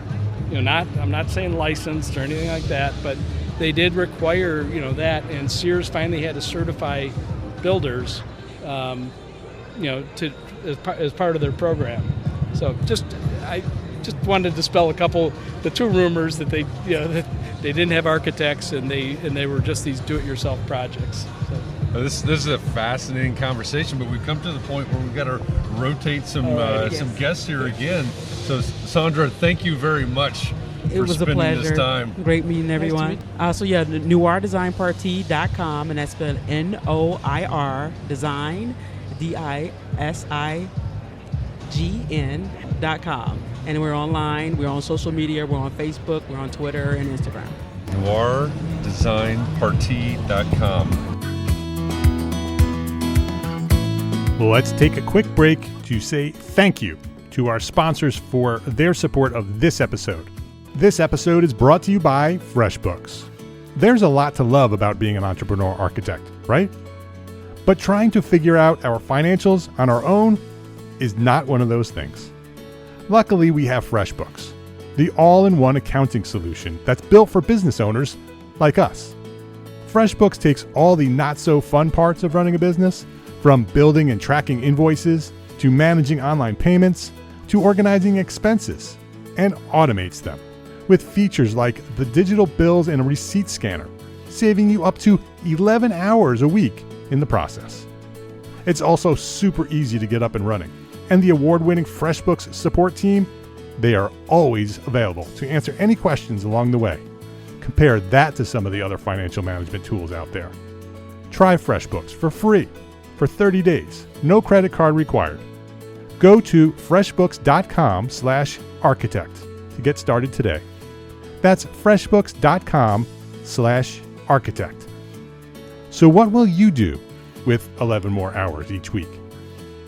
This episode is brought to you by ARCAT.com. We all have that one story, that one project that had such a unique situation that it required a solution that you had rarely considered before. We share these stories in private professional circles with our friends and our colleagues, but there has never been a collection of these stories of conflict and triumph all in one place, until now. Detailed is a podcast series that features architects, engineers, builders, and manufacturers who share their insights and expertise as they highlight some of the most complex, interesting, and oddball building conditions that they have ever encountered, and the ingenuity it took to solve them. Join host Charisse Lakeside, aka CSI Kraken, a senior specifications writer at RDH Building Science, as she uncovers lessons learned to help you navigate similar challenges that may arise in your next project. Detailed, an original podcast by ARCAT. Listen and subscribe right now at arcat.com/podcast. That's arcat.com/podcast. ARCAT.com/podcast. Detailed. Every building has a story. Please visit our sponsors today and thank them. Thank them for supporting you, the EntreArchitect community. Coming in here, getting her set up, is someone that if you're out there on Instagram, if you're out there on the socials, as they say, our next guest is known as Renewable Farah. Hello, thank you for having me. So tell us about yourself. What do you do? So my name is Farah Naz-Kadir, and I'm a public sector architect with the New York City School Construction Authority, formerly a energy code plans examiner with the City of New York. So I come here with a ton of government experience, and from that angle. And your handle on Instagram, and I assume other places, is Renewable Farah. That's correct. And Twitter is Farah_ARCH, and I share a lot of information on energy code, green building technical standards. So attempting to share a lot of resources, so feel free to connect. Public buildings only, or residential, or? I've done, as an energy code plans examiner, I've done a review on both residential and commercial. And I'm currently involved on the National Green Building Standard Code Committee. So we are looking at residential homes and changing up the standards for those. And currently public schools, so commercial projects. Nice. I really like that the new code has an option for continuous only installation, because then you can do a perfect wall system. That is correct. Which is pretty awesome. Yes, it's the only way that we can drive up manufacturers to make more high performance products, because code is, I think, one of the few means of enforcement in this country. So is it the catalyst of innovation? Is that what we're down to? That code's the only thing that drives innovation? There are a lot of, it's a lot of interplay. You have a lot of green building certification programs that are coming out there, but they are resulting from the minimum baseline codes. I think that once a lot of manufacturers and tenants start to see the value of those green building certification programs, that's going to drive the industry and the design professionals to advocate for the codes to become more high performing. It's a collaboration between the private sector and the public sector. The designers have to speak up and advocate for it. They have to understand that their clients want the high performance, but that's only going to happen when we see a lot more visibility of green building products and certified buildings out there. And that in itself stems from educating the public on what's considered innovative, so we can drive up market value and then in turn drive up the codes and the policy. And that's our role as architects, is to continue to advocate for that. That was actually what I was going to ask. I think there's a lot of chicken and egg here going on, but so the role of the architect, what do you think is the best thing? There's 10,000 architects walking around the expo floor and the conference here. What's the one thing that somebody needs to do to kind of inspire this innovation that you're talking about? Get involved in their local governments and give their insight to their local buildings department about the issues that clients are having in understanding design and what they're looking for. And design professionals need to become in turn more educated so that they can let their clients know what's available on the market, and so that clients, there's maybe non-technical professionals, understand what's available to them. The biggest gap is not understanding what products are out on the market and what services architects can deliver. So if architects can provide that knowledge to the public will know what to ask for. It comes from understanding what's available. All right, before we move into that, we have another guest. This guest is coming in online. Farah's going to stay. Ed's going to head out. Ed, thank you very much for joining us. Thanks for linking in with us. Charisse, I don't remember where you are in the world. Are you still home? It looked like you're still home. Portland, Oregon. Yes. I have not. Yes, I don't fly out till tonight. Okay. So Charisse is the host the Detail podcast by ARCAT. Charisse, you want to give us a quick summary of the show and some insight into the conversations that you're having? Sure. Now I know what we're going to talk about today. Well, before we do that, actually, let's Okay. take a step back and just give us a quick little short bio. My name is Charisse Lakeside. I am the senior spec writer for RDH Building Science.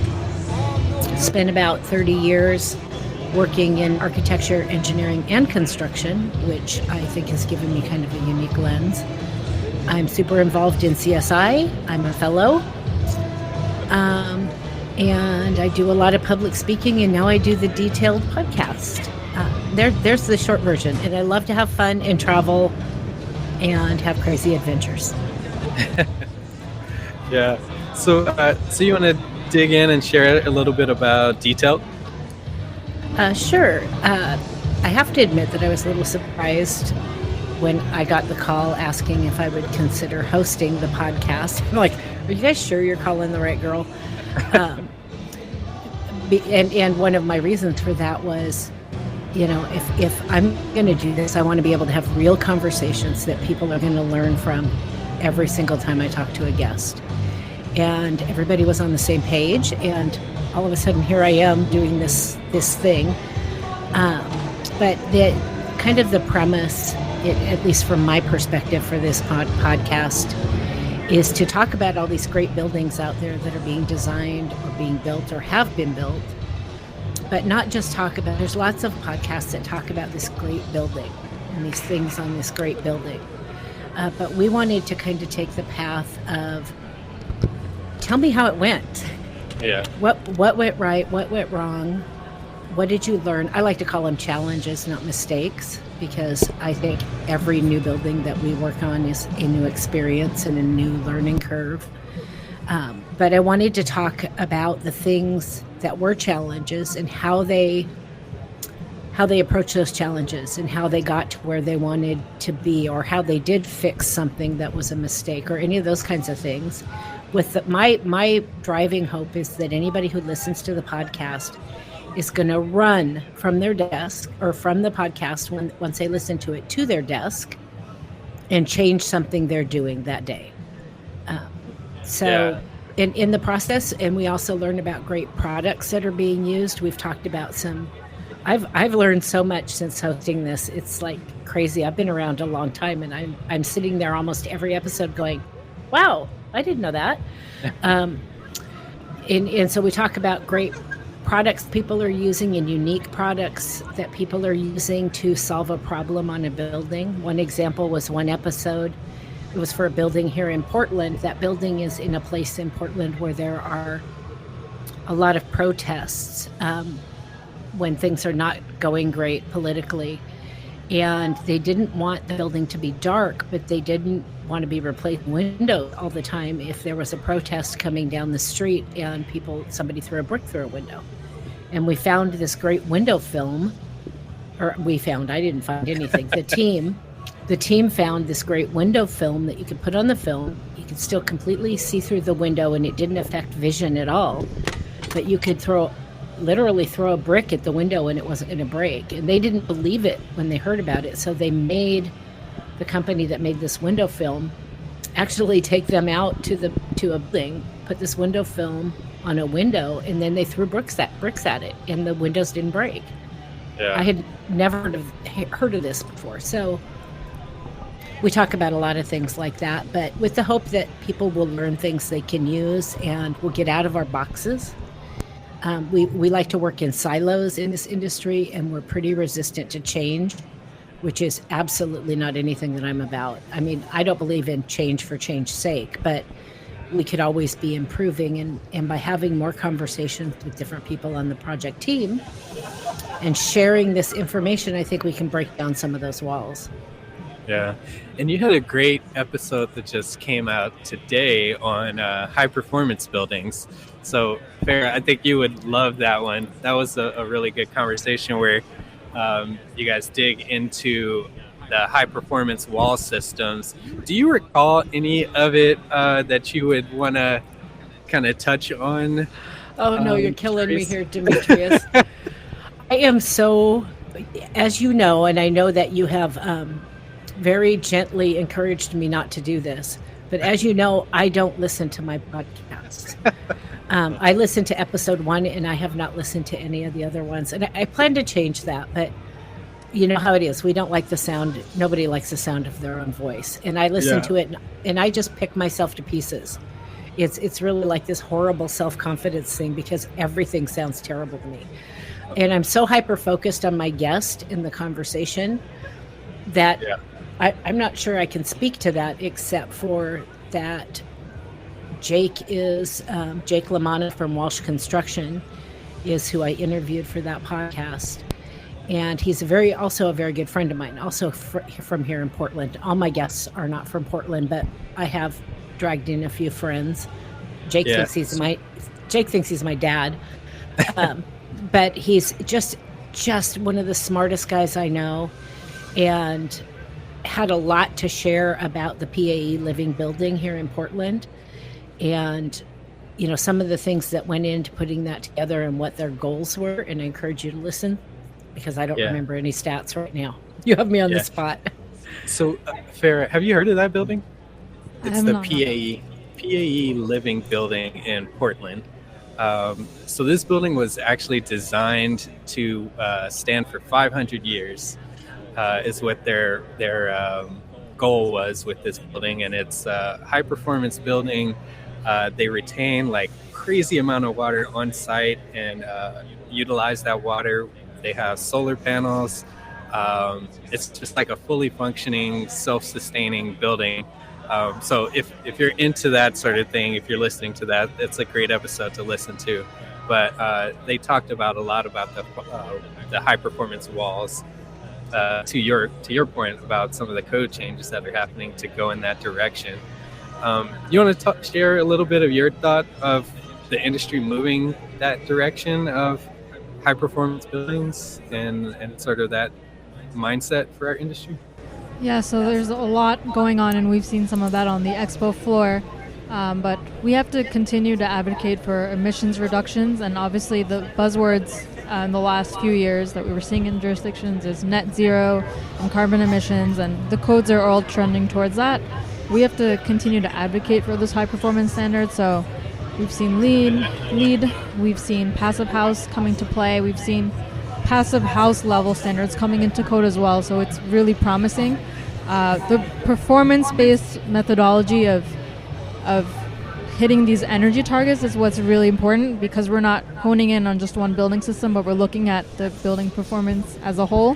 Yeah. And so that means that architects are going to continue, and engineers are going to be working together to look at all different aspects of a building. So we're not going to be tacking on technology as a solution, but we can look at occupant building use, occupant education on reducing emissions first, and then integrating the technology after the emissions has been reduced. So it's kind of an integrative solution, and it's interesting to see how that has been evolving in the last decade. Yeah, I've seen LEED kind of be scoffed at, and passive house and living building challenge kind of sort of rising to the top. Are you seeing that in conversations, or where do you fall as far as what would be the preferred method, or all of them? Or? Yeah, it's an interesting question and a controversial one. You know, I don't want to pit one program against another. I will say that USGBC has been very instrumental in in getting people on board with sustainability and those outside of the industry marketing this concept so that others can understand or start to understand what green buildings are really about, and just basically creating that importance around it and getting a ton of countries involved under one umbrella branch. And then what a lot of these other programs are doing is really monitoring the performance of a building after occupancy so that we can see what actual consumption is like and whether it's hit the targets that it was intended to be designed for. So there's different strengths and weaknesses. I think it's important to just, if a building owner can get on board with one certification program and start to understand the process, then they'll have the tools to understand what the other programs are about as well, and then maybe they can try and get multiple certifications, and that's not going to harm anyone. But they can just take that first step to get some certification, then they already have their foot in the door, and that'll be a huge accomplishment. Yeah. In the episode that just came out, Charisse, we also had conversations with the architect and the project manager of who was occupying the building.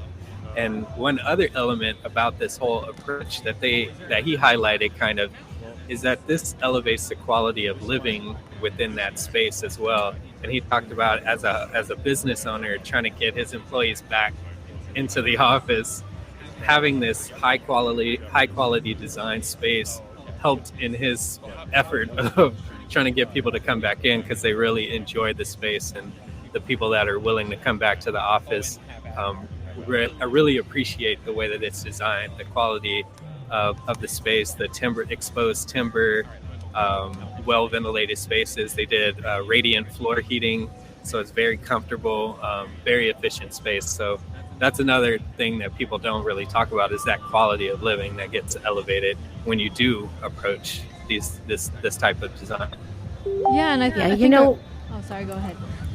Oh, sorry. I was going to say, one of the things that I'm really enjoying about working at RDH is, I'm jumping off this bridge into a new discipline again and working in building science. So I am totally learning. No expert here. But that's all they're about, is making a good, tight, energy efficient, quality building. And this is, I've worked in architecture most of my career, and I'm not saying that the quality of the building isn't important on every project I've worked on, but there's a kind of a different focus on that in a building enclosure firm, and that it's huge. They go to such great lengths to make that building the best that it can possibly be, within the parameters, obviously, of the budget and scope for the client. And it's so refreshing to get to focus on quality as much as I get to focus on quality now. And it's not always about the dollars from our perspective. And I love that. I love that there's a huge bend towards making these better, more sustainable buildings, and we focus on that all the time. So, I'm still learning, and there's a lot to learn, but it's nice to be able to kind of hyper focus into one area like that and really try to achieve those great buildings. Yeah. But Lance, one of the things that you talk about bringing maybe architects not being required, I think you're talking about more just for single family. 100%. Right? Yeah. Okay. So, because we were just talking about architects being advocates for moving the industry forward as far as high performance design, some of these different things that we're trying to implement. So I just wanted to clarify that's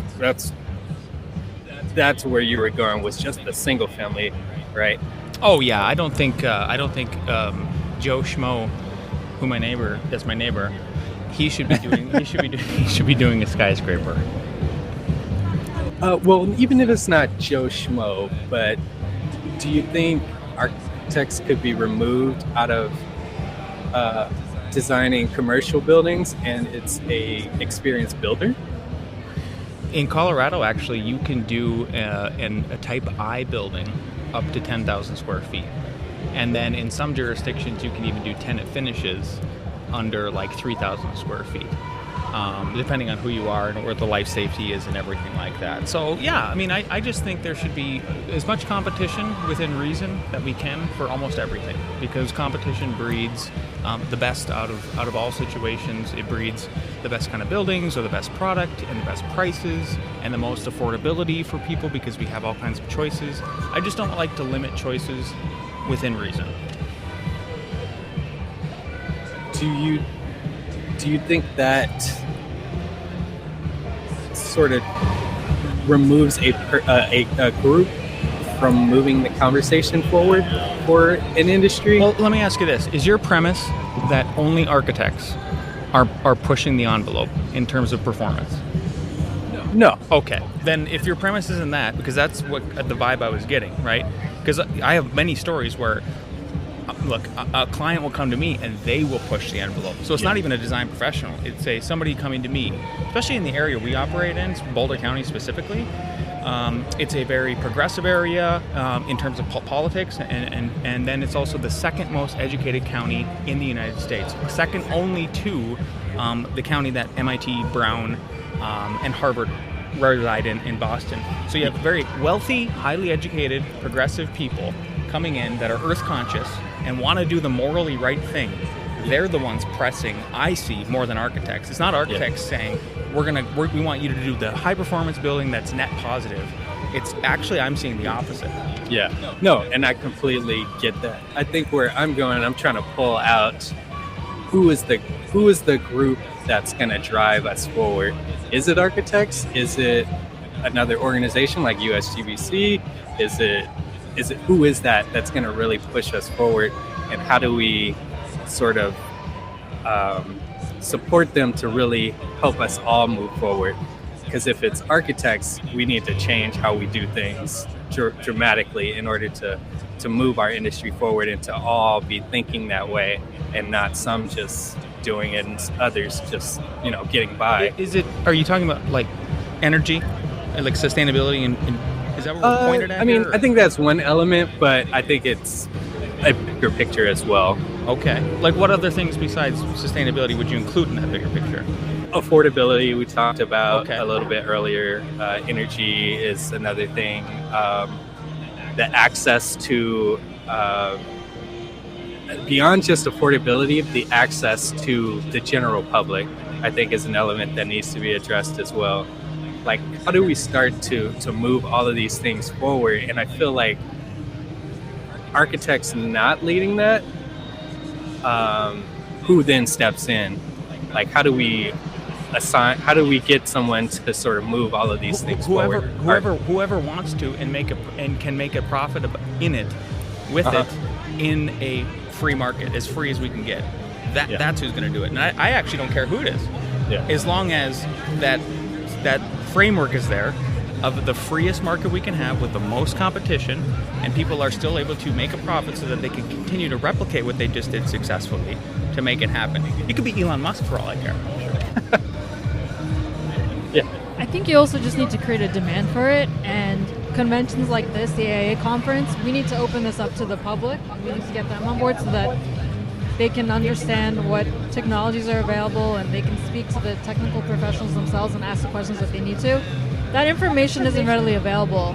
A lot of times a client will go to an architect and ask them, or not even know what an architect can do for them. And they just see the markets, the pretty products out on the shelves, but they don't know the technical specs behind it, right? So if we can open up things like this to the public, I was a participant of the Solar Decathlon when I was in school years ago, and that was a walking exhibition of energy efficient homes, and the public could walk in and see what was available to them. And I think when you start to understand what's out there and you understand the implications of it for sustainability, you create that demand. And then architects in turn are going to hopefully push for that in the codes and the standards, because they see that there's a need for it. And both the design professional and the public understand the cost savings, the energy savings, the good for the planet.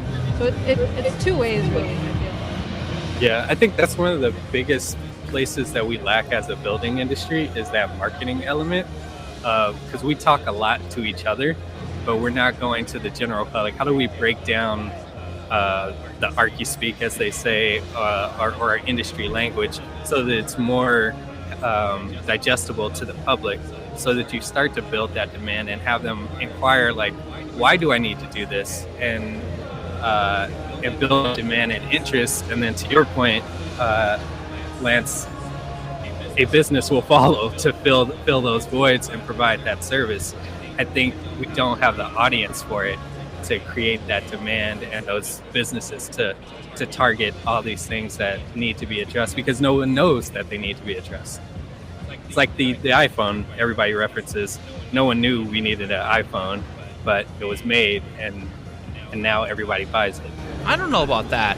I mean, honestly, even when it comes down to the iPhone, I knew I wanted an iPhone. I mean, I was a Star Trek fan since forever, and I was like, when are the tricorders coming out? And to me, this is basically a tricorder, especially if you hike in the woods like me. Like, that's more powerful than a tricorder. There you go. If you download an All Trails app, you can track yourself. I mean, even with no service and stuff like that, the audience is there. I don't think it's an audience issue.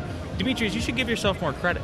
You have a podcast that is basically free to everybody if they have access to a phone. You are telling people what architects do all the time. Adam over there is telling what architects do all the time. Mark is telling what architects do all the time. I'm telling what architects do all the time. I think we're doing our job to the best of our abilities and getting it out there. Maybe more needs to happen than that about what an architect does. You know, like this is one of my complaints, and I know we're sitting here at the AIA all day long, but like, why am I having to describe to the general public what an architect does? Like, shouldn't the AIA be doing part of this? I mean, I think. Hey, don't get me started. So I think there's ultimately a disconnect, because I'm going to ignore the last question, and not because I don't think it's a legitimate question, but I think the 30,000 foot view is, we talk about what architects do all the time. We describe, and we do a lot of saying, and sometimes we show, but you know, in marketing 101, we have to show, not say. And when we look at examples out there that we love to malign things like HGTV. Sorry, I said it. We love to malign things like HGTV because it's not realistic, you know, blah, blah, blah, blah, blah. But where are people consuming the information? It's HGTV and the like. So how do we flip that around and turn it into a realistic conversation about architecture, about the results of architecture, etc.? And the thing that always has and may always hold us back is we love to talk with each other without relating to, you know, going back to your point 5 minutes ago, or you know, however long we've been talking about this, about the demand, right, in the market, and you got to have a market for that. You've got to have the consumer-driven demand. We don't seem to be interested in driving that demand. We seem to be interested in talking about what we think is important, in the words that we like to use, going back to the ARCASpeak idea, or jargon monoxide poisoning. And it's on some level, and these are broad sweeping generalizations, of course, but on some level completely ignoring the marketplace. Yeah. And going back to where you started, Farrah, if we want things to change, right, architects are not going to change it.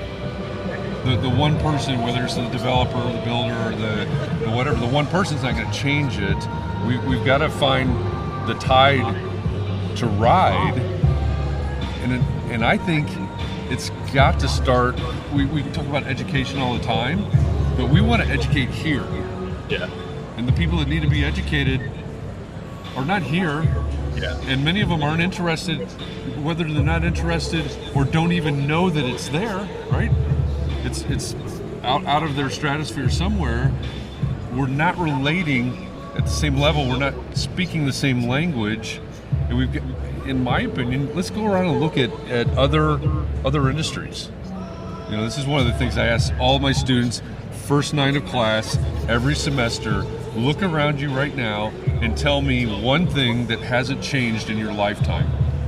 And so, you know, they're all Masters of Architecture students, so they're like, I don't know, 25 years old or something. So what hasn't changed? What have you not seen change in 25 years? And the answer is nothing. What about architecture? What about the profession of architecture? What about the way that we're talking about it? That's one of the big disconnects, I think, is we love to have this insular place for us. And I love the idea of opening this up. Yeah. Because this is that insular place where there's the products and there's all these things, and we're not inviting them into a conversation exactly where they want to engage. Sure. And I think there's a million reasons, right, that it's not happening, but that's one thing that's got to change, I think. Yeah. And I think that's what would drive the innovation, is bridging that gap between HGTV and kind of what we're doing now. Is how do we make that connection something that's palatable but more elevated, so that you spur the audience is there. HGTV is proof that the audience is there, but now you need to convert that audience into demand for better. And how do we do that? I think that's where the question really is, in my mind. Yeah. It's tough. It's tough because I'm guilty. I was on HGTV and they wanted us to create all kinds of drama, and me and Al refused. And the only thing that Al did was he cut the tape, the measuring tape, and then it was funny and stuff like that. And where I'm going with this is like, even the HGTV, it would be cool if Mike Rowe does a good job about explaining dirty jobs and getting people to appreciate things, right? Just appreciate the mundane stuff. So maybe it's up to somebody like Mike Rowe or something like that to break through. But then you have this problem of the TV stations that they just want drama. You gotta find. It's so weird, right? Because there's in my romanticized view of this, right? There's got to be some middle ground between the entertainment, which is some large percentage of what HGTV is, and that's why there's an audience, etc., and the reality, and we know reality TV is not real. So, but how do we find the place that's entertaining enough to attract people, but also impactful enough and real enough? I think I've got enough faith in the public that if they saw something, if they came here to A22 or next year San Francisco, right, A23, if they walked through the expo floor and saw something, some product, some technology, whatever, and somebody did a really great job of explaining to them, telling the story, getting them hooked on the story about how this would make their life better through their home or their business or whatever the context is. I have enough faith that enough people could see that and say, yeah, I want that, and they go back to Boulder County and say, guys, we were just at this expo in San Francisco, and we saw these purple lasers that did this, that, and the other, and we think that could really transform our lives. We want that. And you would probably say, yeah, we can incorporate that in our designs to help you change, help make your life better. It's there somewhere, but it feels to me like we swing and miss all the time. Yeah, it's like there's a disconnect. Yeah. It's like the shipping container problem, right? Yeah. Everybody sees these shipping containers and these buildings, houses or maybe commercial ones or whatever, and they're like, oh my gosh, I'm going to save so much money. I'm like, kind of, not really. And then you start to get into the weeds. So they're almost there. They're almost there, and they understand. And then there was even the sustainability component comes in with the shipping containers, because they're like, we're reusing materials. There's less impact we're not having to mine more mountains and stuff. But that it's just so close but so far away. I think there's a lot of that. Yeah. I don't know how to bridge it either. I wish I knew. Maybe we'll come up with an idea. I don't know. Well, I mean, opening it up is really a brilliant idea. That was great. Yeah. And I think architects are the middleman, right? Because the public knows to go to either a contractor or an architect, but then the architect needs to do a better job of not just glamorizing this high-end residential architecture, but talking about the technical brilliance, about the makings of the systems, and that education for the tenants I just don't think is there. Mm-hmm. It's an issue on the building owner's part, where they're not maybe taking the initiative to improve their buildings, and it's just just a band-aid solution for quick fixes. But to really understand how their building operates and understanding the commissioning process, where again that tenant education on using the building once it's built sustainably, or to retain sustainable building operations even if the building itself isn't great. That education just has to be there, and I really think the architect is the middleman. So we have to do a better job as designers and as the middleman. Yeah. The positive thing, like we were saying earlier on the podcast, and Mark was talking about it, that he didn't, like 25 years ago when he started this whole thing and he was involved with the AIA, we did not really hear about business in architecture. Now we're hearing business in architecture. So maybe once we get that under the belt, then that component could be focused on next, and that would kind of be one of the final evolutions to make it happen. Connecting with the public. Yeah. I definitely agree. That's like an amazing idea, because you have those, those fairs where, they have the hot tubs and the different home products around. If you used a little bit of that and just changed your pitch to what this event is, I think you could successfully get a bunch of homeowners to walk the floor. I don't see why that would be that difficult. And then you have a few presentations that are targeted towards a homeowner, someone that owns office buildings. You can start to work some of this stuff in, and it would not be that difficult. Yeah, I mean, a lot of the trade shows that you see out now in the industry, they're all for manufacturers or for design professionals, right? We don't really see. And again, I revert back to the example of the solar decathlon, which is open up to hundreds of thousands of visitors a year. And that has been so effective. The public has taken a look at those homes and seen as an entire building which technologies or systems are working together to create that performance. I think it'd be so effective. I think it's the way that we sell I don't want to use the word sell, but tell people. Use the word sell. Sell. Use the word sell. Okay. Sell. The way we sell the fair, right? How we market it and divide it into categories that people can understand. So when the public goes through the solar decathlon and they see all these things, what is it? What are they latching onto? Right? If what's your neighbor's name? Joe Schmo. Joe Schmo. So when Joe Schmo goes through the solar decathlon, what is his biggest takeaway? Why is he inspired? What is he getting out of going through the solar decathlon as an example? I think the average Joe Schmo is looking to retain or increase their market value of their home and be an example for their neighbors. So of course you have that percentage of people that want to do good, want to do right by the environment and are conscious. They're looking for ways to save on their utility bills, and that's the economic incentive is what we have to drive up. We have to really demystify that misconception of, oh my God, it costs so much up front. But present the numbers on the long-term savings and make the information readily available. But yeah, I think the average person needs to see the numbers of how their market value is going to increase, and they need to understand the trends of where the codes are going and what manufacturers are looking to do in the future, because they want to be cutting edge, they want to be on top of their game. And I think a lot of people still don't understand, like, even if you've got a rack of solar panels on your home, that market value does go up quite a bit, and with the increase of availability of that product and where it's going in the next 10 years and the cost being driven down, the market value is going to increase even more. There's a I'm glad you described it that way, because it's a nice segue. There's a marketing adage that's really important for architects especially to understand, but it's sell people what they want and give them what they need. And if we think about the conversations that go on in architecture circles a lot, what do we talk about? We talk about what you need. This code, this, that, and the other. And people don't want to pay money for that. Right.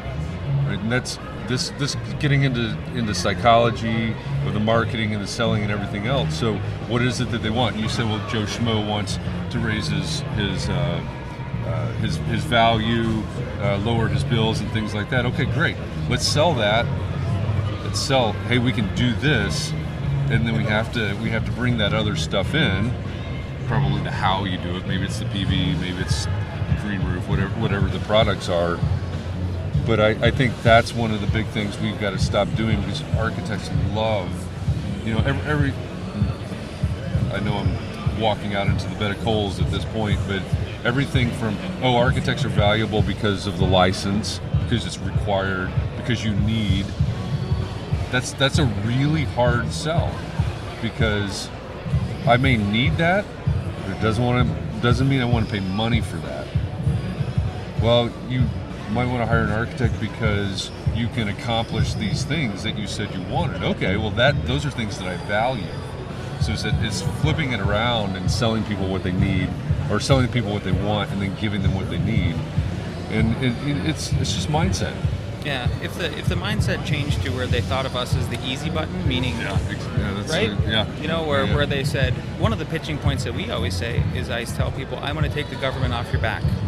I'm going to be the one between you and the government, and I will handle all the comments. I will make that easy for you, and I will also reduce all of these ideas that you have in your head down to simplified solutions that you can pick from. Yeah. That sort of thought process, and then it leads down to the bills, like you're talking about, where you're like, yeah, we'll cost a little more up front, but like we're going to save you money at the end of the day with your utility bills and all of those things. So I always say, as an architect, you have one job.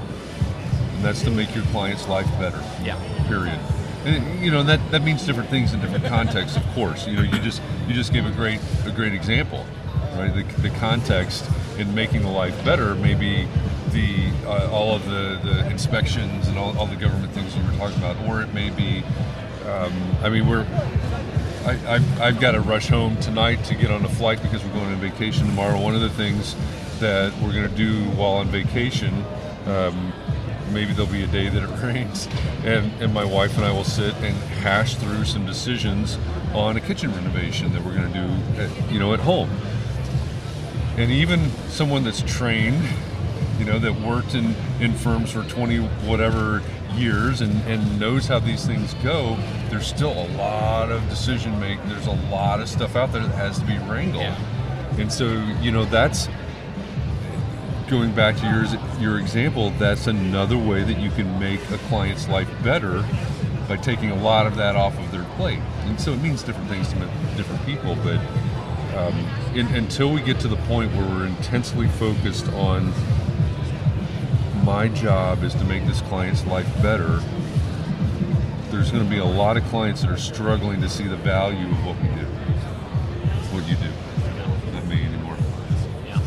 Yeah, I sort of put that blame on architects as well. And there's like such a comfort with the same high-end luxury residential and commercial glam, and it's the designers that aren't telling or doing the proper research for their clients to customize a solution that maybe first and foremost is good for the environment or can actually save them money.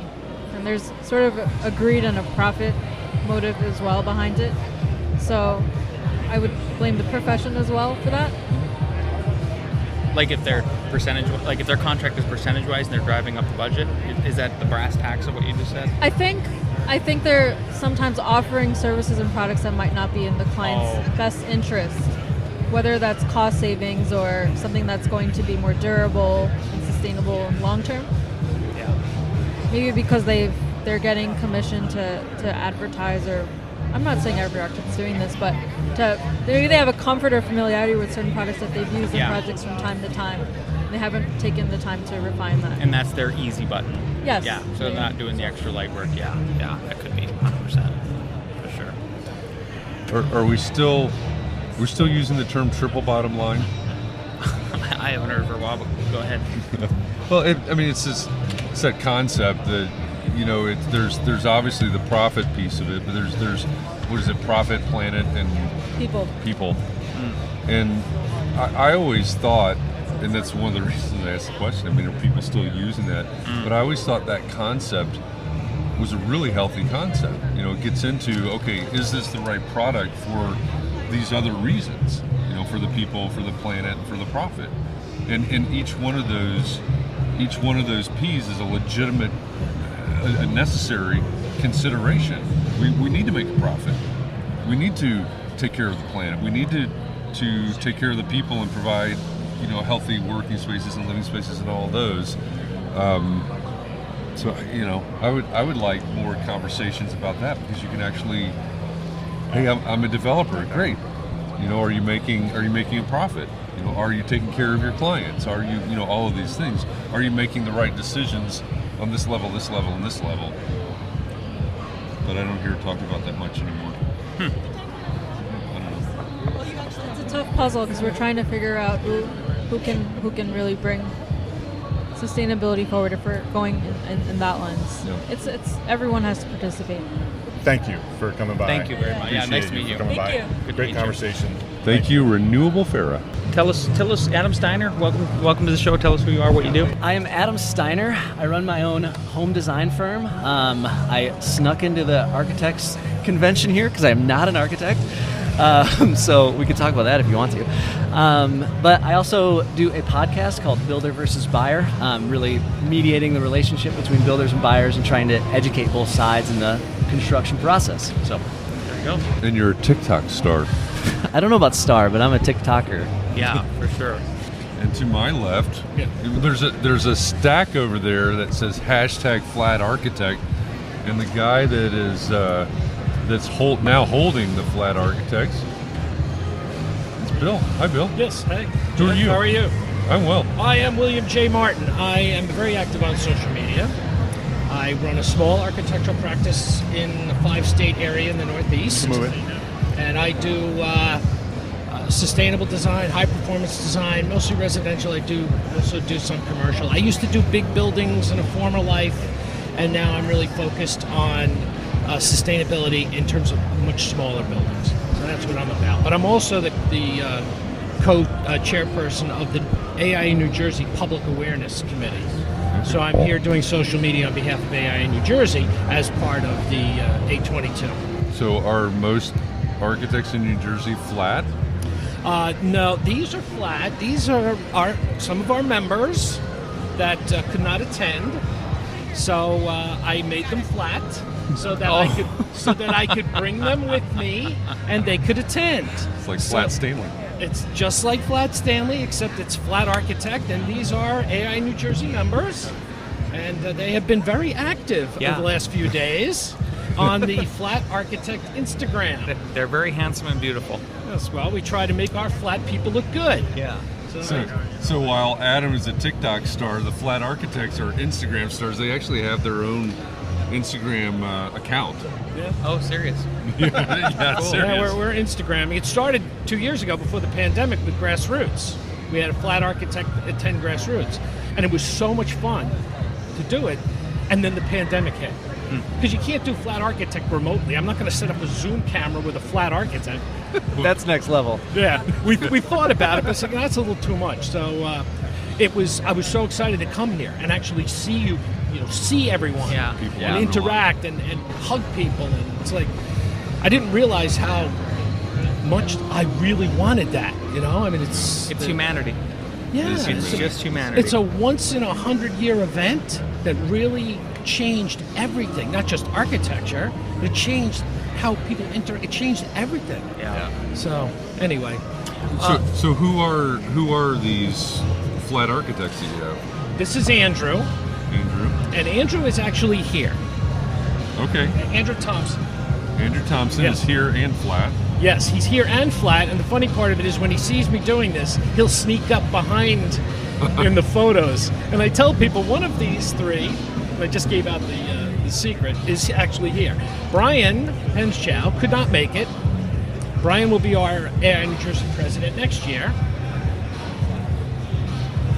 And Ruchi Dar is another one of our members who volunteered. Actually, she trusts me. She volunteered to be flat and be at the A22. So it's been a lot of fun to do this. So they've been going to dinners. They've been going to the beer garden. They've been going to booths. They've been meeting people as if they were here, except they are flat. Wait, there's a beer garden? Well, the Navy Pier, yeah. We had a meetup last night on Navy Pier. So we were going to run from 8 to 10 at the beer garden on Navy Pier, and then there's also a rooftop restaurant and bar. And so the plan was we'll meet here from 8 to 10. when things close down, if there are enough people that want to stick around, we'll go upstairs to the rooftop bar.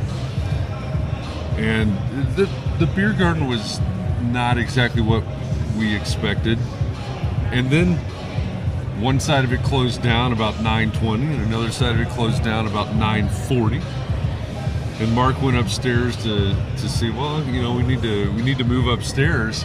So, he was going to go up and make sure they could accommodate. We had 30, 40 people at that point, and they had a private event earlier, and they just decided to close after the private event. So everything was shutting down, and as we're headed out, Harry Carey's has a location on Navy Pier, and Billy Goat Tavern has a location on Navy Pier. Both of them were supposed to close at 8, but Billy Goat stayed open until midnight. We don't know why. But they stayed open until midnight, so a handful of us stuck around and hung out until the pier officially closes at midnight. So we had to leave at that point. But shut the place down. So, but your question was, there's a beer garden? I'm not sure I know how to answer that. But, they stayed open, right? Who doesn't love architects? They stayed open for architects. This city loves architecture. Yeah. This city loves architects. So that's why. So it was an adventure. We had an adventure last night. That's awesome. Yeah. So, Bill, you said you were head of the public. Say that again. It's AIA New Jersey Public Awareness Committee. I'm the co-chairman. And what I do is value membership, get the word out to the public about what architects do. And we also engage with the press when there are questions that come up where they need an expert opinion from architects. I also actively search out journalists through their email addresses, because now so much of it is online, not a lot of it's in print. And I've been doing this since it was in print, and certain, But when something happens, we'll contact a journalist and say, listen, we know you must be writing a story about this fire or this whatever it is that they're writing about, and we'll offer our expertise to that journalist. And we have been fairly successful at getting our members quoted in articles in social media and in print. Very nice. So this is a question for both of you then, because I feel like you are, like you said, your podcast is about educating the public, right? Yep. About the between builder versus buyer, that's literally the name, and then you're obviously trying to help educate the public. Right. The two guests we had on just before you guys, that was the topic we were talking about. It's like how do architects who have largely failed to educate the public when they're receptive to it about what architects do, how they can make your life easier, how they make it better. Like, what kind of roadblocks do both of you see? What do you think? What could we be doing better? Okay, first of all, stuff like this that you're doing right here, things are getting a lot better. There's a lot better communication. The public understands now much better what we do. And there's a lot more resources for them to find out what we do. If they think they might need an architect, it's easier for them to get information. But the way you reach the public is you have to demonstrate the value that architects bring. And value is, one of those words where, you can put kind of any meaning onto it, but we have to demonstrate it's not just about the aesthetics, it's not just about the function, it's also about the economics, how the architect fits into the economic equation in the construction process. So that has been a big focus of what AIA New Jersey in our Public Awareness Committee have been focused on, demonstrating clearly explainable value to the public. And we see it as a value of membership kind of a thing to benefit our members. But it's really about educating the public about what we do. That's how I see it. How do you try to do it through your podcast? Going back to your first question about roadblocks, like, never in human history have there been less roadblocks to getting information out. Like, anybody listening right now, you can start a podcast this afternoon. You can start a TikTok channel this afternoon. Instagram account, Facebook page, like Facebook group. You could reach people. If you want to say TikTok video with 3 to 5 things of why architects increase value on your job, somebody's going to do that and get thousands of views. I don't think there's a ton of barriers there to getting information out now. We just need people that aren't afraid to do it. Like, I'm naturally a learn by doer type of person, and I love that. And I think what I found is it's not that scary. You know, it's a little nerve-wracking to be on a live show or a podcast, and then you get over it. You do it a couple times, and it's fine. And to have your face in front of a camera, somebody's going to say something weird. I got on TikTok, somebody thought I had a speech impediment because I was pausing too much. I don't know. But, you know, that stuff happens, and you get over it. And I think to just go for it is what I can say. I mean, you guys are that way, too, with... Yeah, 100%. I mean, there was I couldn't find it. There's a playlist I put on our YouTube channel that is why you should, it's something like how to work with an architect. And then there was 3 additional videos that I put up that now we send to our newest clients or anybody who can just view them because they're public on YouTube. And that's how to read floor plans, how to read sections, how to read elevations, how to read architectural plans. Just very simple. I'm trying to my 12-year-old could look at the video and kind of understand that whole process. It doesn't mean they know all the stuff that we know internally that makes us the licensed professionals. But that sort of approach, I really like that kind of stuff. I think, you know, what you're talking about, Adam, and also what you're talking about, Bill, but looking at the available, let's stick with social media because it's social media and it's so consumable and so available. I'm actually a little bit encouraged when I open up TikTok now, and I know you're not a TikTok fan, but I open up TikTok now, and about once a week I see a new architect on TikTok. And take the architecture piece out of it, the most successful people on that very consumable media type social media, what they're doing is, and it changes all the time, right? Now you can do a 3-minute TikTok where you used to be able to do 30 or 15 seconds or whatever, but it's, you take one idea and you clearly delineate, and you don't use the word delineate, you clearly explain one idea in a minute or 3 minutes or whatever it is, and there it is, and there's a piece of content. And if the audience that you're trying to reach is homeowners or builders or journalists or whatever, there's lots of different strategies there. If we can create simple, concise, bite-sized, consumable content, number one, there's a lot less pressure to get one idea across in 1 minute or 3 minutes or whatever it is, than to go, oh my gosh, I'm going to jam my whole thesis into this 90-second video. That's not happening. No, that's what your website is for. You jam your thesis there. Yeah. No, it's not. And that was hard to do at first. When I first started TikTok, a minute is really constraining. And I'm like, okay, I got this idea. I need to say this and this and this and this and this. And I'm like, okay, that was way over a minute. Try again. That was way over a minute. Try again. And it really helps you think through clearly when you have that cap. When Twitter first came out at 140 characters, I don't know what it is about my brain, but Twitter was my first social media love because I loved, I guess it was a challenge probably. The challenge is getting an idea across in 140 characters. And I think it trains your brain, right? And I have mixed feelings about, now Twitter's 280 and TikTok is 3 minutes and Instagram is all kinds of things now. There's some loss of purity there, but also a little bit of loss of challenge. Because I think if you give somebody more and more time, they're going to convolute it more and more. They're going to try to put more, I can cover this and this. No, stop. Don't do that. Just one idea.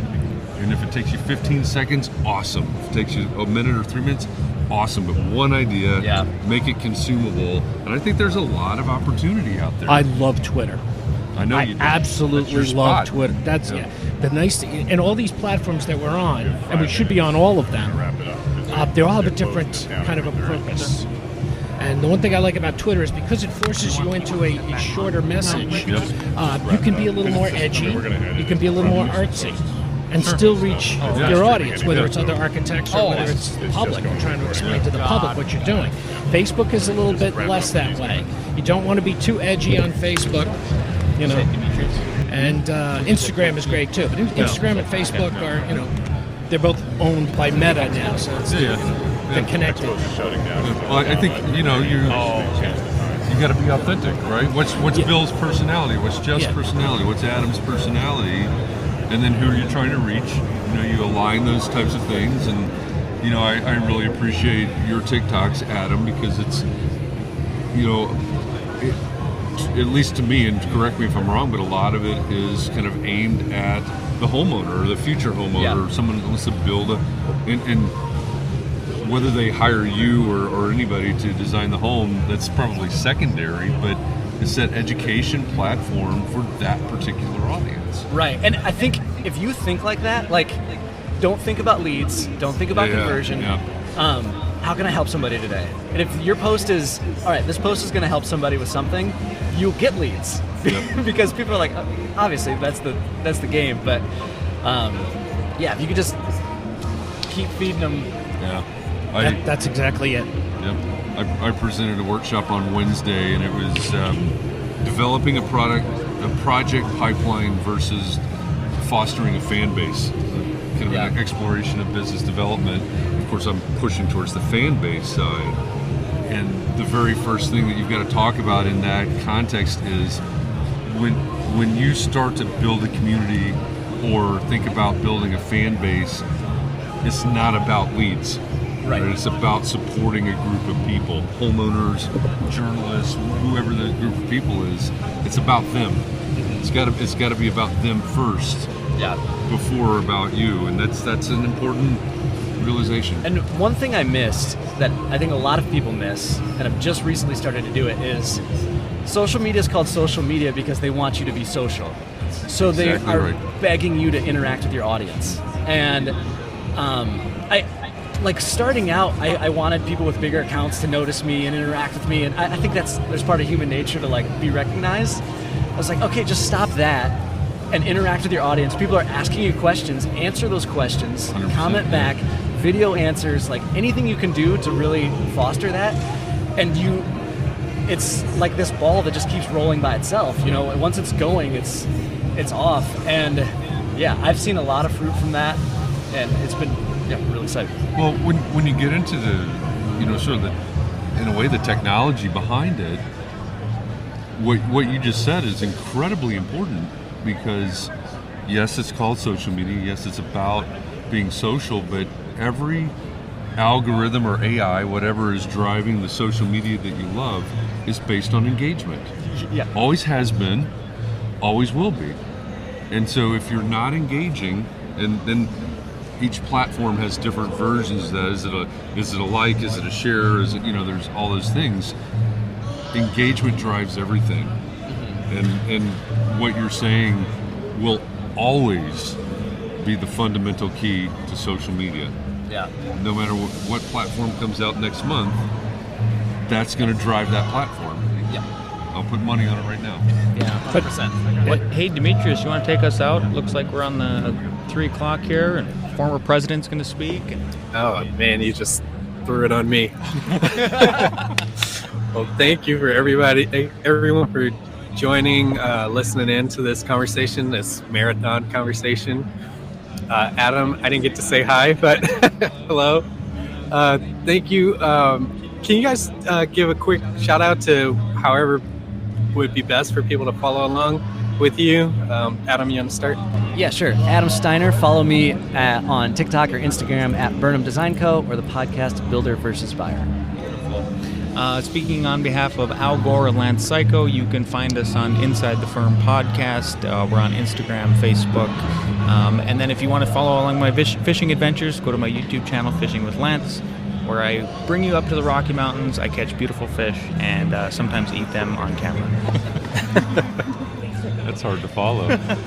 Jeff Echols, host of Context and Clarity, Build Your Brand podcast. I would love for you as a small firm architect to go just start at the EntreArchitect community Facebook group and understand that beyond that, there's a community there. There's an EntreArchitect Academy.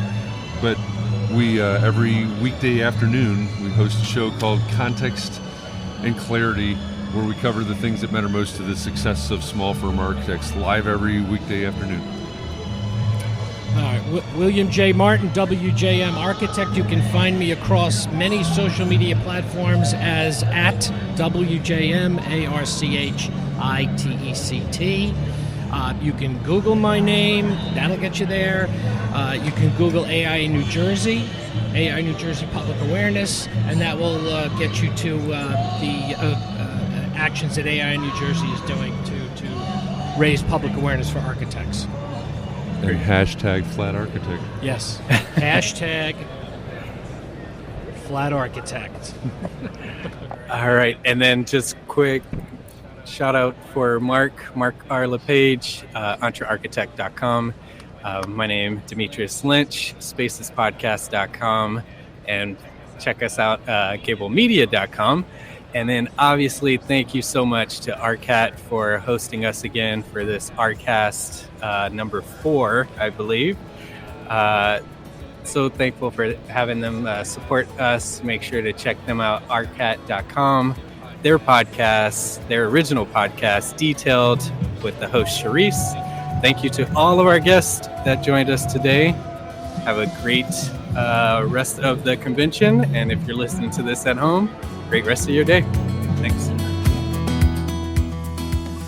If you liked this episode of EntreArchitect Podcast, please share a rating, write a review. Go write a review. I would love to know what you think of this podcast, and it helps other architects find us. So go do 5-star rating if you like it. Share it, write a review. I'd love it. And share a link to this episode with a friend, because that's how we've grown. That's how EntreArchitect has grown to serve thousands of architects throughout the world just like you. Thank you to our sponsors, ARCAT and FreshBooks, for their support of this episode. I ask you to support them because they support us. And if they're supporting us, they're supporting you. So go support them. Got it? Go support our sponsors. Links to our sponsors, so you can click on those links and go right to them. Links to our sponsors and all the resources we shared today are available at the show notes for this episode at EntreArchitect.com/podcast. All the shows are there. EntreArchitect.com/podcast. EntreArchitect is a member of the Gable Media Podcast Network. Gable Media is curated thought leadership for an audience dedicated to building a better world. Listen and subscribe to all the shows. I think there are 11 of them there now. Go there, gablemedia.com. That's GABL media.com. And I hope you're going to join us in Austin November 1st through November 3rd, 2022. Those are the dates for the EntreArchitect Community Annual Meeting, our first ever live and in-person conference for you, the small firm architect community. Visit EntreArchitect.com/annual meeting right now to learn more. That's EntreArchitect.com/annual meeting, and I will see you in Austin in November. Don't miss this. This is going to be great. EntreArchitect.com/annual meeting. It's a conference for you, small firm architects. Thank you for listening today to this episode of EntreArchitect Podcast. Love, learn, and share what you know.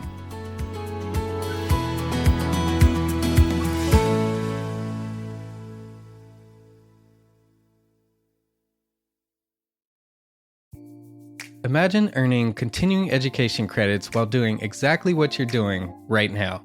Well, you can. Gable Media has revolutionized the way you earn your continuing education credits with a groundbreaking approach. Forget running around town and scouring the internet for credit-worthy courses.